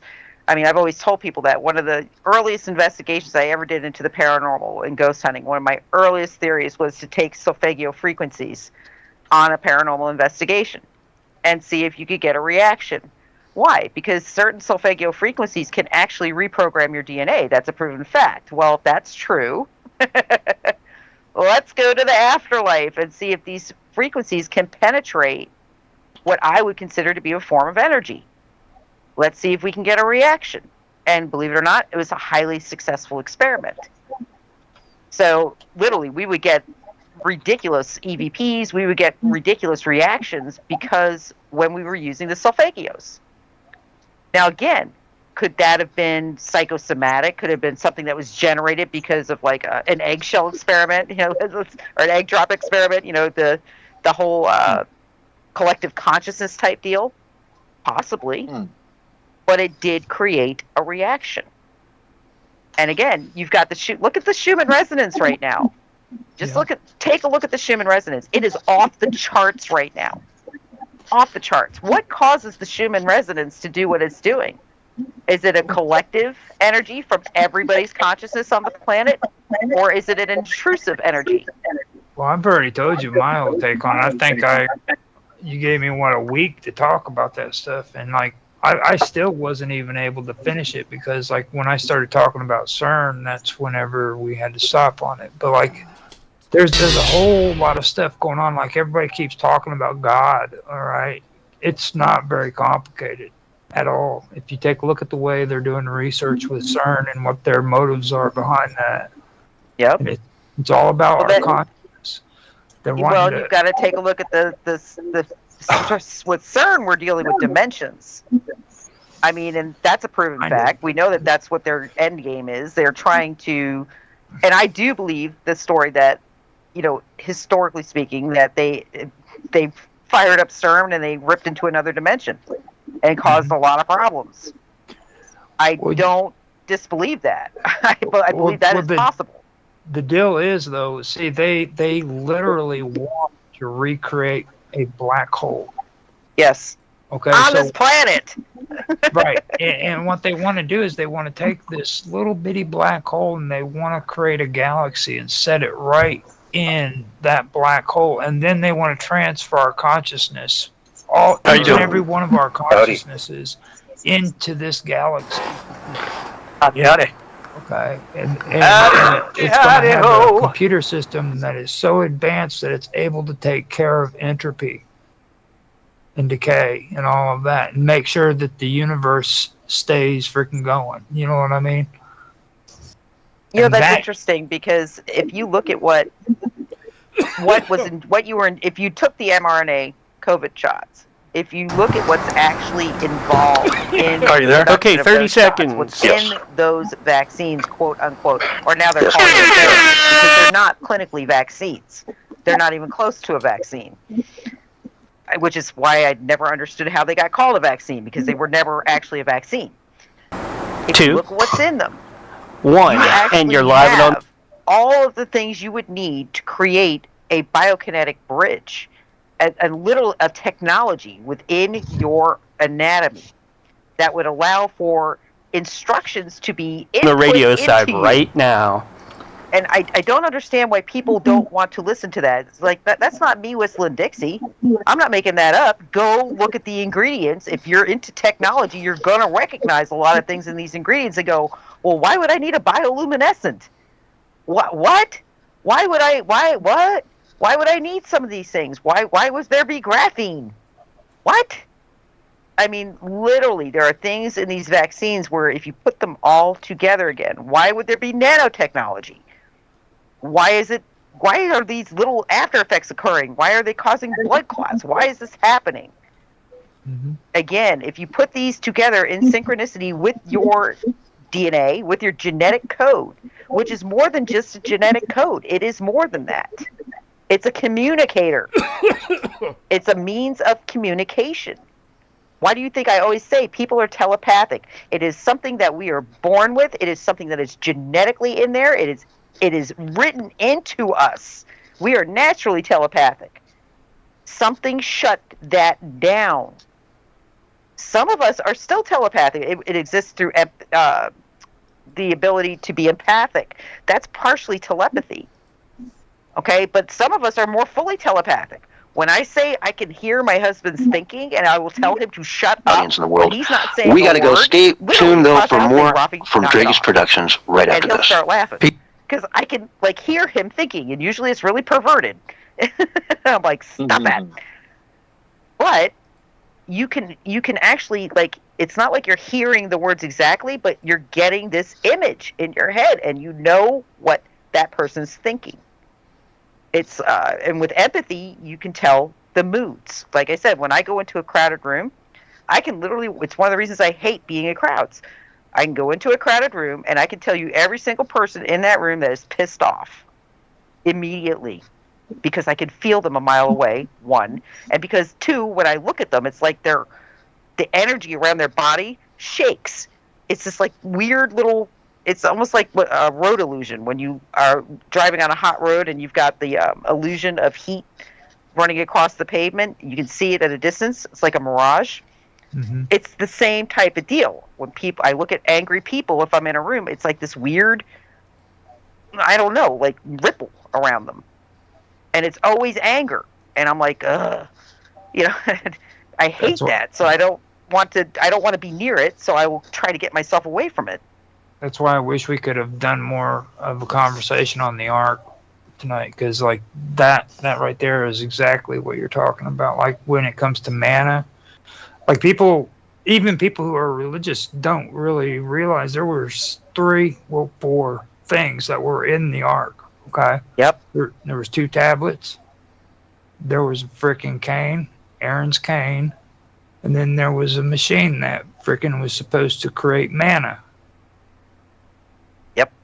Okay. Yep. And nobody even realizes that. You ask the average person who's supposedly a Christian what was in the Ark, and most of them will tell you about the Ark, but they don't know what was inside of it. Yep. Oh, they say the Ten There were Commandments. also scrolls that was put in there too. Yep. Yeah. It was the 10 Commandments. No, that was just one thing that was in the Ark. Well, they were tablets. They were tablets. There were tablets. But, one thing that we didn't ask Scotty when he was on is the difference between the Ark of the Covenant and the Egyptian Arks, because all the pharaohs each had an Ark of the Contract, which looks very similar to the Ark of the Covenant. It all goes back to what I was saying, though, with the Egyptians. That there's a first of all, you're not going to change my mind on the fact that Moses was nothing but a version of freaking Sargon the Great. Period. That's just point blank. It's if you put the stories side by side, that's exactly what Moses was. He didn't exist. He was actually Sargon the Great. His story, and they've done this throughout history. Like if you look at Genghis Khan, okay, Genghis Khan was supposed to be buried under a stream, and his location is not known to anybody. How many people have you heard that happening to?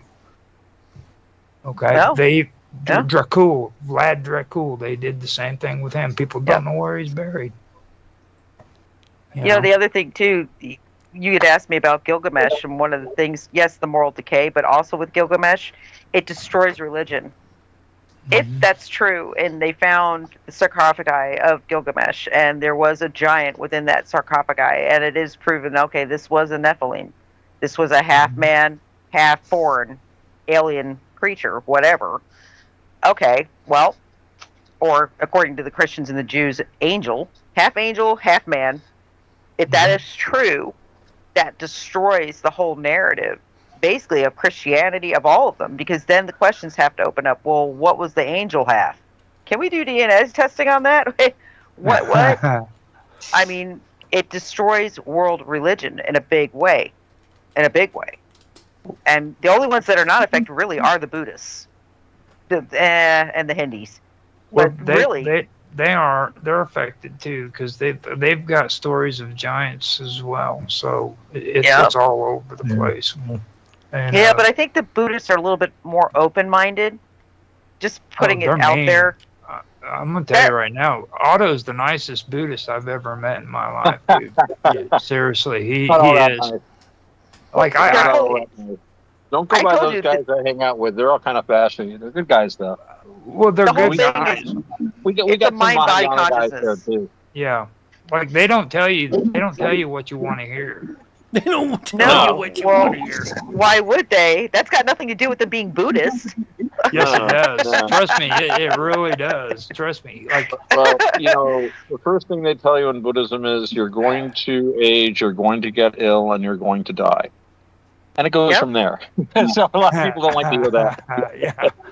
Even though those are universal truths. You can actually escape the aging part if you die soon enough. That's the only way out of that. Well, that's funny though. You just said that, and that's funny because you're right. If I think about like the other major religions, they always give you that bait of the afterlife. Oh, you're gonna age, you're gonna die, but you're gonna live forever. But we're gonna have control of that, because if you don't do what we tell you, you're going to go to the bad place forever. Yep. Oh, that was the other conversation that, Roger, I think you were involved in, which was my Vicky. Vicky lost it. Because I had theorized, and again, this is me thinking, going, well, what if they who wrote the Bibles decided to flip the script, and Lucifer was actually the benevolent one, and Yahweh, he who cannot be named, was actually the bad guy. Because here's the thing, everything they teach us about demonology and everything else, one of the points I made was that, Yahweh literally means he who cannot be named. Yeah. There's this thing in demonology and in when you do an exorcism that if you can name the demon, you get control of the demon. You have power over the demon. You can dispel the demon. Well, why wouldn't God want his name known? That goes back to the ancient Egyptians. Oh yeah, and then you take that another step. Tiamat is also supposed to be the entity that can never be exorcised. Yep. So I mean, literally, I was poor Vicky. I felt so bad. Mark, you had to know how bad that was going for Vicky. I stayed out of it because I really like everybody, and I don't want people. I have enough going on. It's not about liking. It's not about liking somebody. It's about. I have enough going on, Nancy. I think Vicky thinks I'm trying to be personal. I'm like, it's not personal. It's a theoretical. But because man, that would suck. I don't want her to take things personal when I bring stuff up like that. Oh my God! See, I can't live like that. If I've got a theory, I'm going to talk about the theory. I don't mean it personally. No. There will always be a proper time and place for everything. Oh Lord. And where is more proper and time and place than my own chat room to my own podcast? There's a place where women can talk to one another like that, but there's a place where men need to just shut their mouth and keep their freaking faces quiet. And it wasn't. Yeah. That was one of them. Like, I shut up, too. When you two started having your conversation, I knew. Because I love Vicky to Claws death. out. I knew. It's time. Shut up, Roger. Don't say nothing. It was funny because, like I said to her, if you look biblically, if you look in the Bible, there's a lot of evidence that kind of points in that direction. Like, y'all have been victims of a bait and switch in a bad way. I mean, it's like... she didn't like the fact also that one day, I think I brought up something, or something was brought up about the bright one, okay? And Lucifer and Satan, has been called that, the North Star. But Christ has also been called that as well. Oh, there were so many things. I talked about that, and I also made the point that God appeared as... if you look at the descriptions of God in the Old Testament, he's a burning bush. He's fire. He's a half fire, half metallic. He's a burning bush. And a grumpy old man. Okay. So those are the three descriptions of Christ. No. Who does that remind you of when you think of Greek mythology? I get it. I Zeus, understand that. All right, because how many different forms did he take to seduce the women that he wanted to be with? Oh, I know. But you saw Vicky's rebuttal, which was, fire is purification. I'm not going to go there, because that led into what I've been talking about, though, about fire. Okay, like when it comes to freaking that, then you step into the freaking primordial areas, and even what everybody calls paganism today isn't what I'm talking. I'm talking about like primordial, like what fire actually represents. You had the north what did I wind. say to her? Purification. She said, fire is purification. I said, well, then why do we put bad people in hell? Why do we put bad people through the purification process? Right. And then, on top of that, well, but there's no getting out of hell, though. That's kind of again, a bait and switch. Hello. But on top of that, my other thing was we've talked about that, too, haven't we? Purgatory. I also had talked about the fact that Lucifer is the shining star, the light. These are all the translations of his name, and yet Christ said repeatedly, "I am the light of the world." And I said, now, wouldn't that just be a humdinger? I said, and then the Jews never accepted Christ as the Messiah. Do you ever question why? I said, what if I knew Christ why was... that is. Well, my question was, what if Christ was actually the son of Lucifer, not Yahweh? And basically, that's why he was the light of the world, whereas Lucifer was the bright, shining light. Okay. No. It goes back to Egyptian, because you have the 12 hours of the day that the Prince of Light rules. And then you have the 12 hours of the day, of the night, I should say, that the Prince of Darkness rules. Dark rules. Okay? Yep. And that's the reason why they're called hours, because hours derives from the name of the god Horus. Horus. Yep. I do. And when it comes to why they didn't accept Jesus, it's the fact that Joseph, okay, if you read the Bible, it says that Jesus or Mary had a baby that wasn't fathered by a human, okay? So the Jews, they don't believe that. They believe that the Messiah is supposed to be maternally born from a man. And now if he was born from Joseph, then he would have lineage to the family of David. But since they stated that he wasn't actually born from Joseph, then he was illegitimate. Well, again, but you also not born of man. So you have to, again, think, okay, well, if he was not born of man and he was God coming into Mary, and what if he was a Nephilim? This does not apply according to the Jewish laws, man. You need to stick it in there, and you need to get the job done. Oh, God. That's how they believe it. Boy. I'm just saying it's that. I mean, I know I have to keep. That's how they think. Like no, you're right. You're right. And they are very much on the bloodlines. Yep. You know what I mean. An invisible freaking deity, be it God, be it anything else, impregnates a woman. That does not count. No, that would have constituted Nephilim to them. You know. Yeah. That's what I'm saying. It's what you're saying.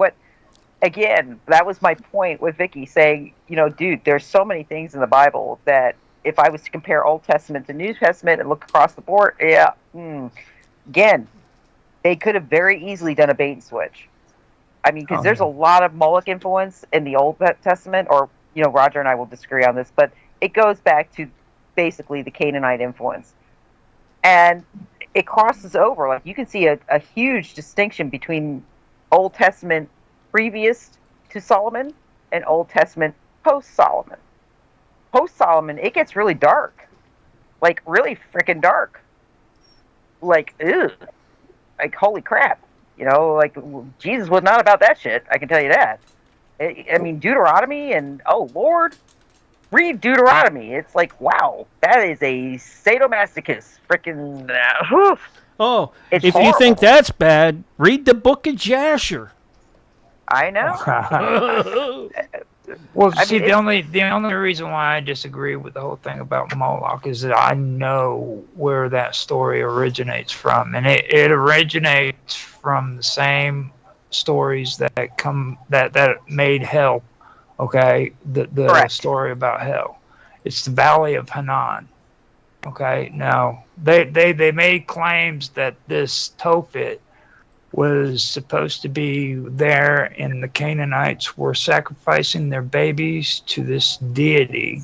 And the thing of it is there is no evidence to this day that there was a Tophet there. And the locations that they give for the location of this Tophet shows no evidence, or it's been discredited because the locations would have been within the walls of Jerusalem, and Jerusalem would have never allowed anything like that to take place within its walls.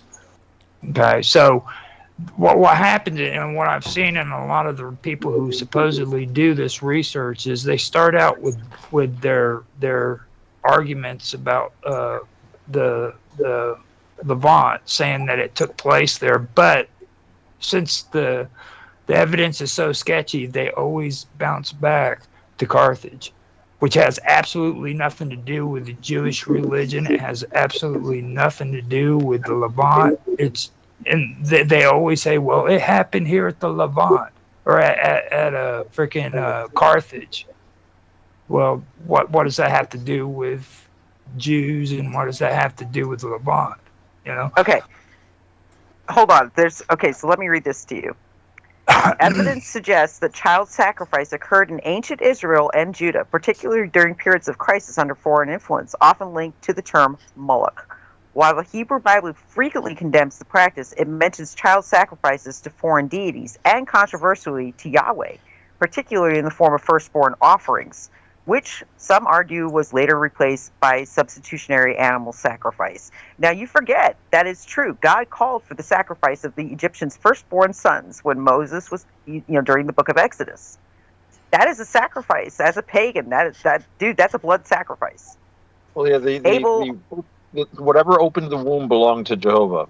The first fruits, the firstborn calf, the firstborn human. But of course, from an evolutionary standpoint, that is not a survival trait when you're killing off your children like that. So I've heard the argument that circumcision was the replacement ceremony. You're just cutting off some. That's weird because I just saw an article where I think it was one of the Scandinavian countries just like banned the Semitic practice of where they would circumcise and then suck the blood out of the child's penis. A lot of kids get diseases that way. Yeah. Well, more foreskin. I must have more foreskin. The Jewish priest would literally bite the foreskin off of it with his teeth. That's a traditional way. Yeah, that's insane. It's a hell of a religion, I tell you. But again, that's blood sacrifice. That's partially cannibalism. I can put so many occult practices to that. It's not funny. That's kind of the beauty of being what I am. I am very familiar with the occult. It's like, holy shit, I see so much of it in the Bible. And I'm like, I don't understand how they're not seeing this. They rail against it, but they practice it in their own Bible. And it's really obvious. Words are good. Words are good. Don't get me wrong, okay? But it annoys Christians when I say this, but don't take everything in that book to heart, okay? Just because it says it in the Bible doesn't. I love archaeology, and most people who are into conspiracy hate it. I mean, I have no problem with actual archaeology, okay? I'm okay with people who are fringe. But I'm also okay with people who are actual archaeologists who go out and do the research. You know what I'm saying? Because they're actually, this stuff is written in stone. Okay. Yep. You can argue all you want. That's a good point. When you look at the actual remains written in stone, there's a guy that has a great. If you're into Egyptology, there's a guy that has a great YouTube channel called History for Granite, and I would check it out because his whole thing is. It's written in stone. He doesn't read the text or anything. He's like an architect kind of a guy, and he just looks at the buildings and gets some really cool ideas from that. But you're right, Roger. It's all there in plain sight. Like Robert Schrock. It's interesting because Scotty, when Scotty was talking about John Ward, John is you guys might not be familiar with John, but John is.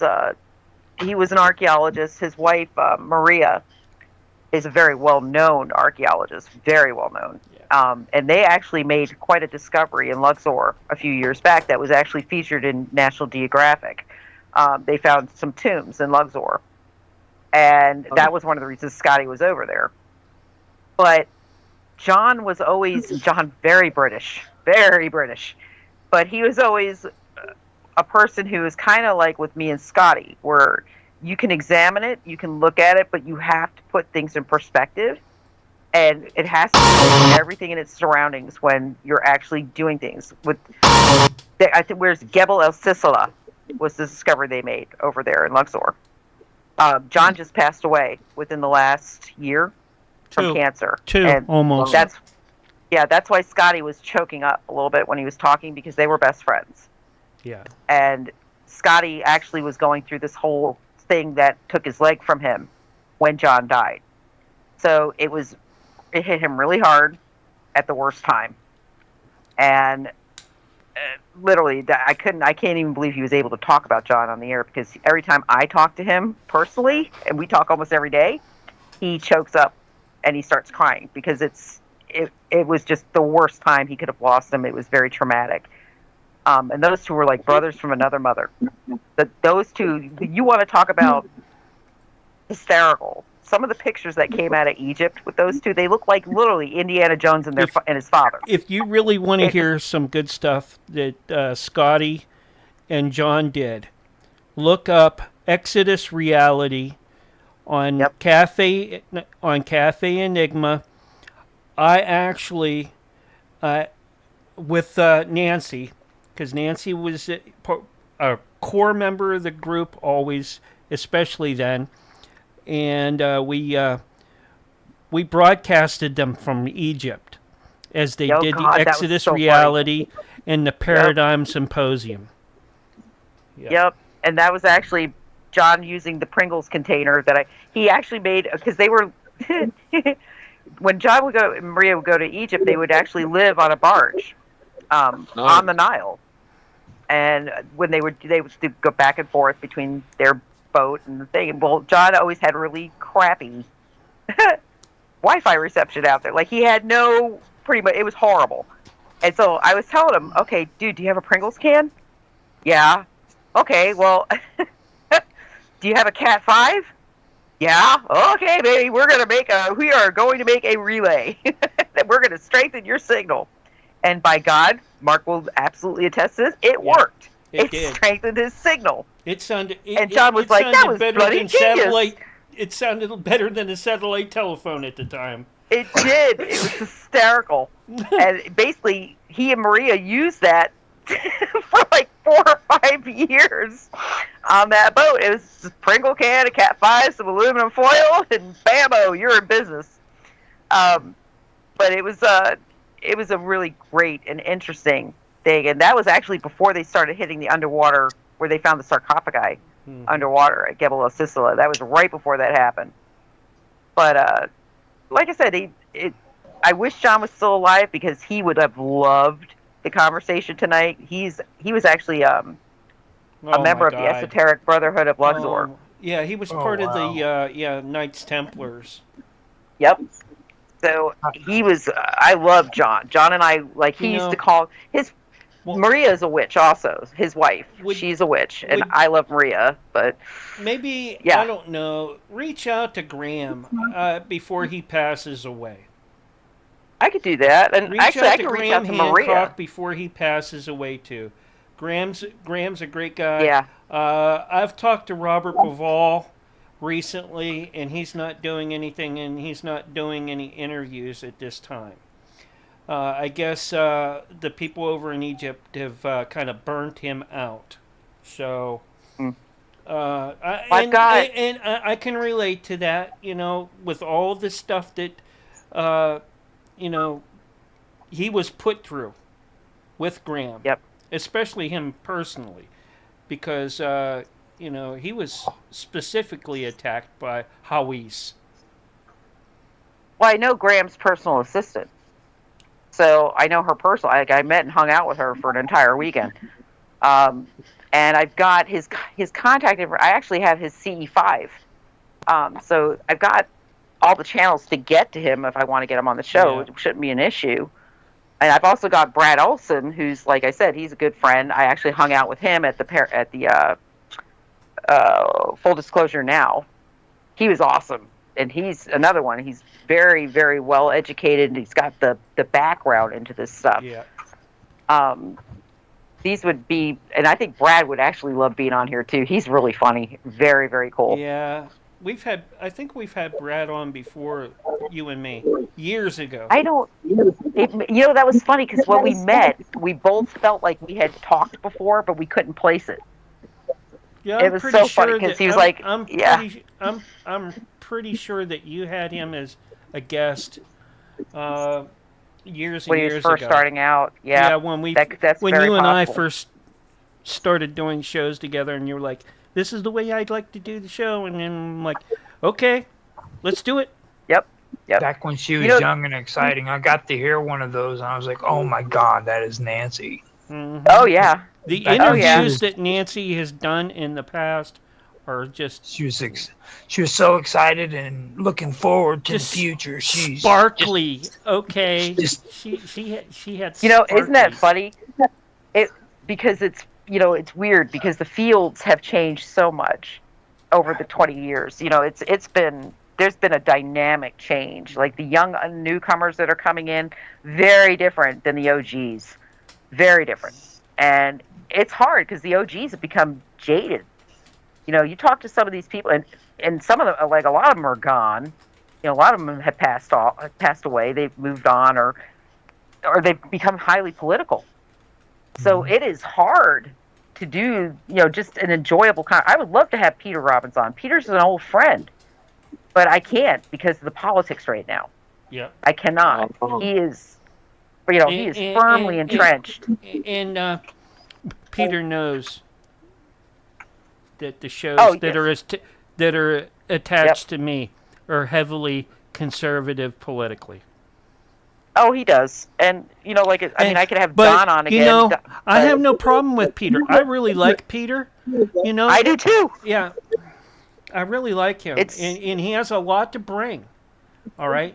I think I hate the fact that because we don't see the same politically, that somehow would influence my friendship with you. It would not. Yeah. It would not. I don't give a shit if you're a Democrat. I don't care. I don't care if he's liberal or conservative. That's why it's your show. I'm going to air it because it's good. It's great content. All right. You guys don't hear the coolness that's just seething off of me. I'm like the coolest dude on the face of the planet. You are just so full of shit, Roger. I have bet your absolutely. Eyes are brown. I have absolutely no problems whatsoever when whatever, dude. Like ever, like no. I mean, everybody freaking comes to me. They like me for a while, and then they say just horrible shit to me, and it's all cool because you know why? Freaking, I'm okay with it, and they're okay with it. They get to vent. They get to say what's on their mind, and then 4 months later, they come back to me and they're like, you know what, dude, freaking, I'm sorry. And then I say, I'm sorry, and we all make up and it's fine.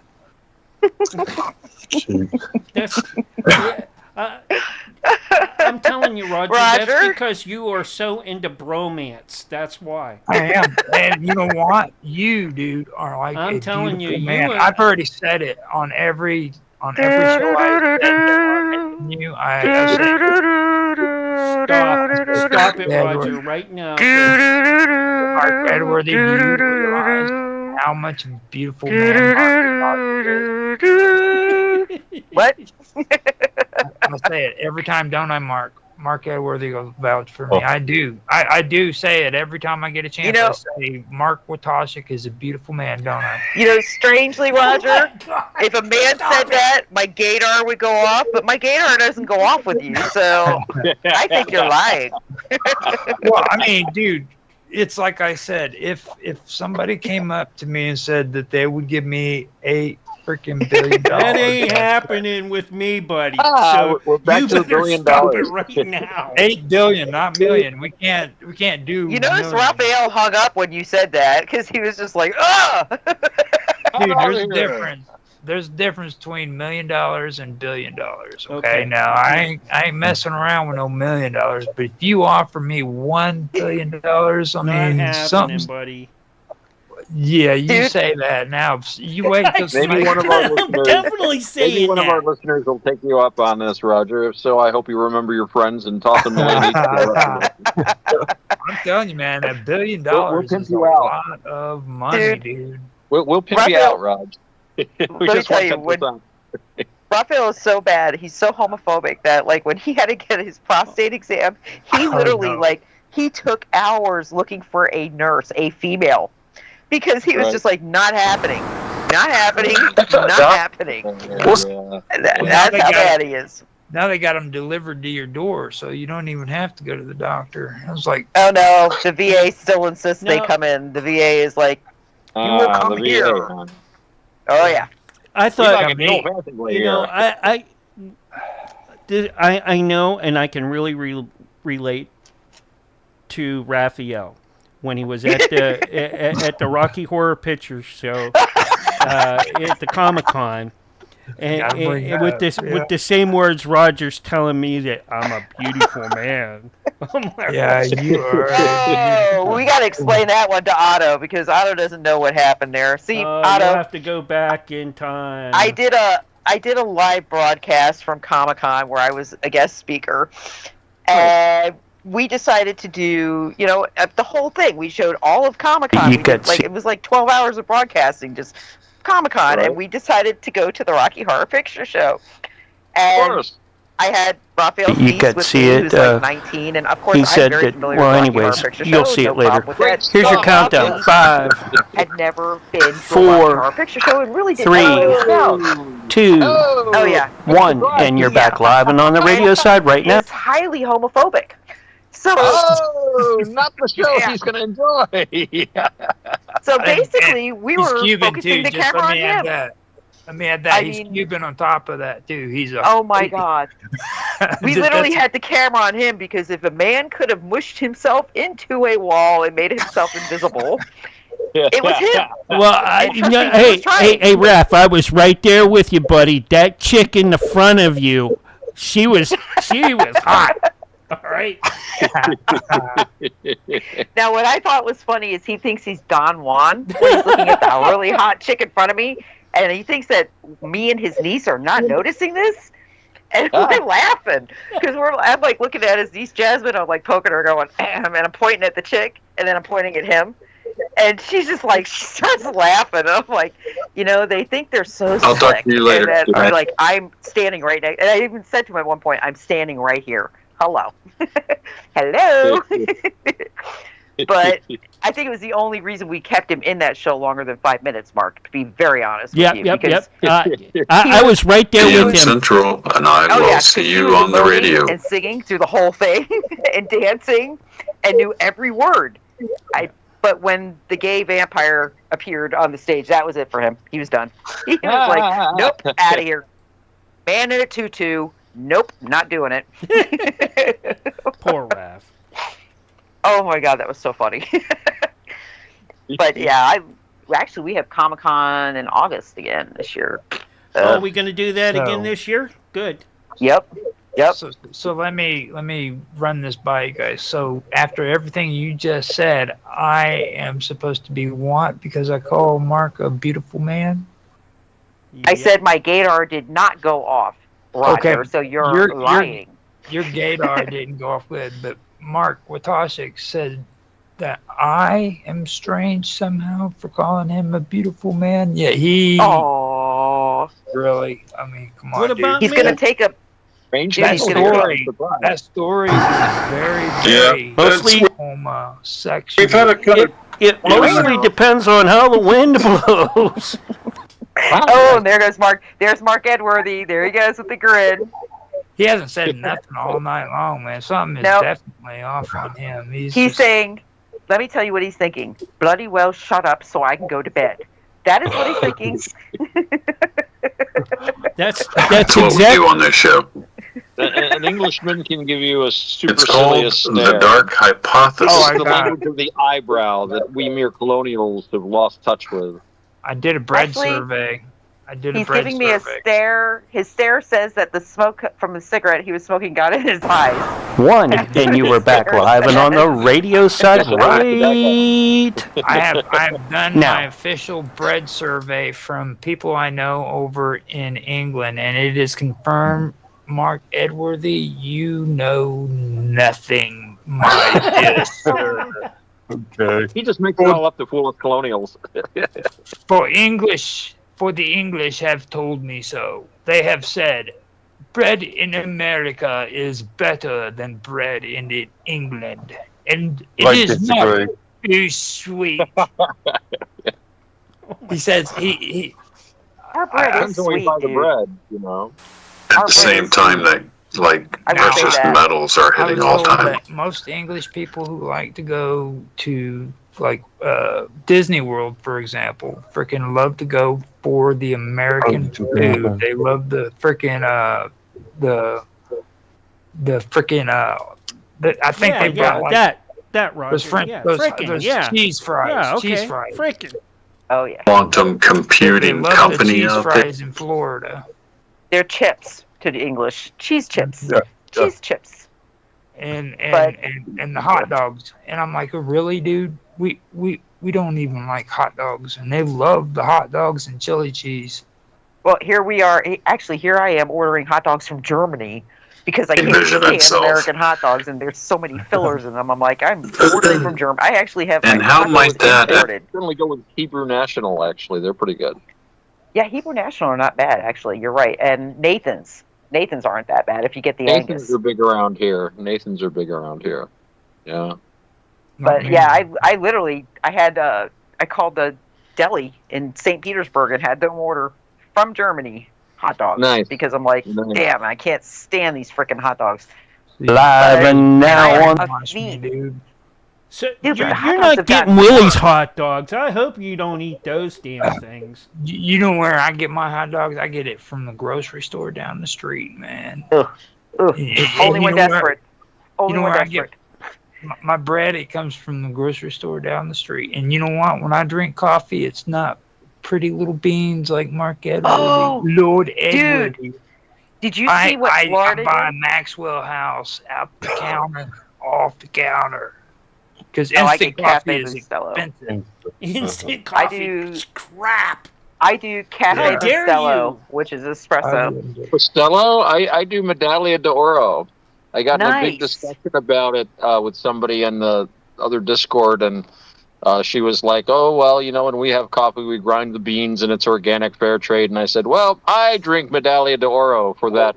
You know, you can't get that pesticide taste made, you know, grown with genuine slave labor anywhere else. You know, you just can't get that in an organic fair trade. It just, and I use the Melita cup method. We've gone over to Melita.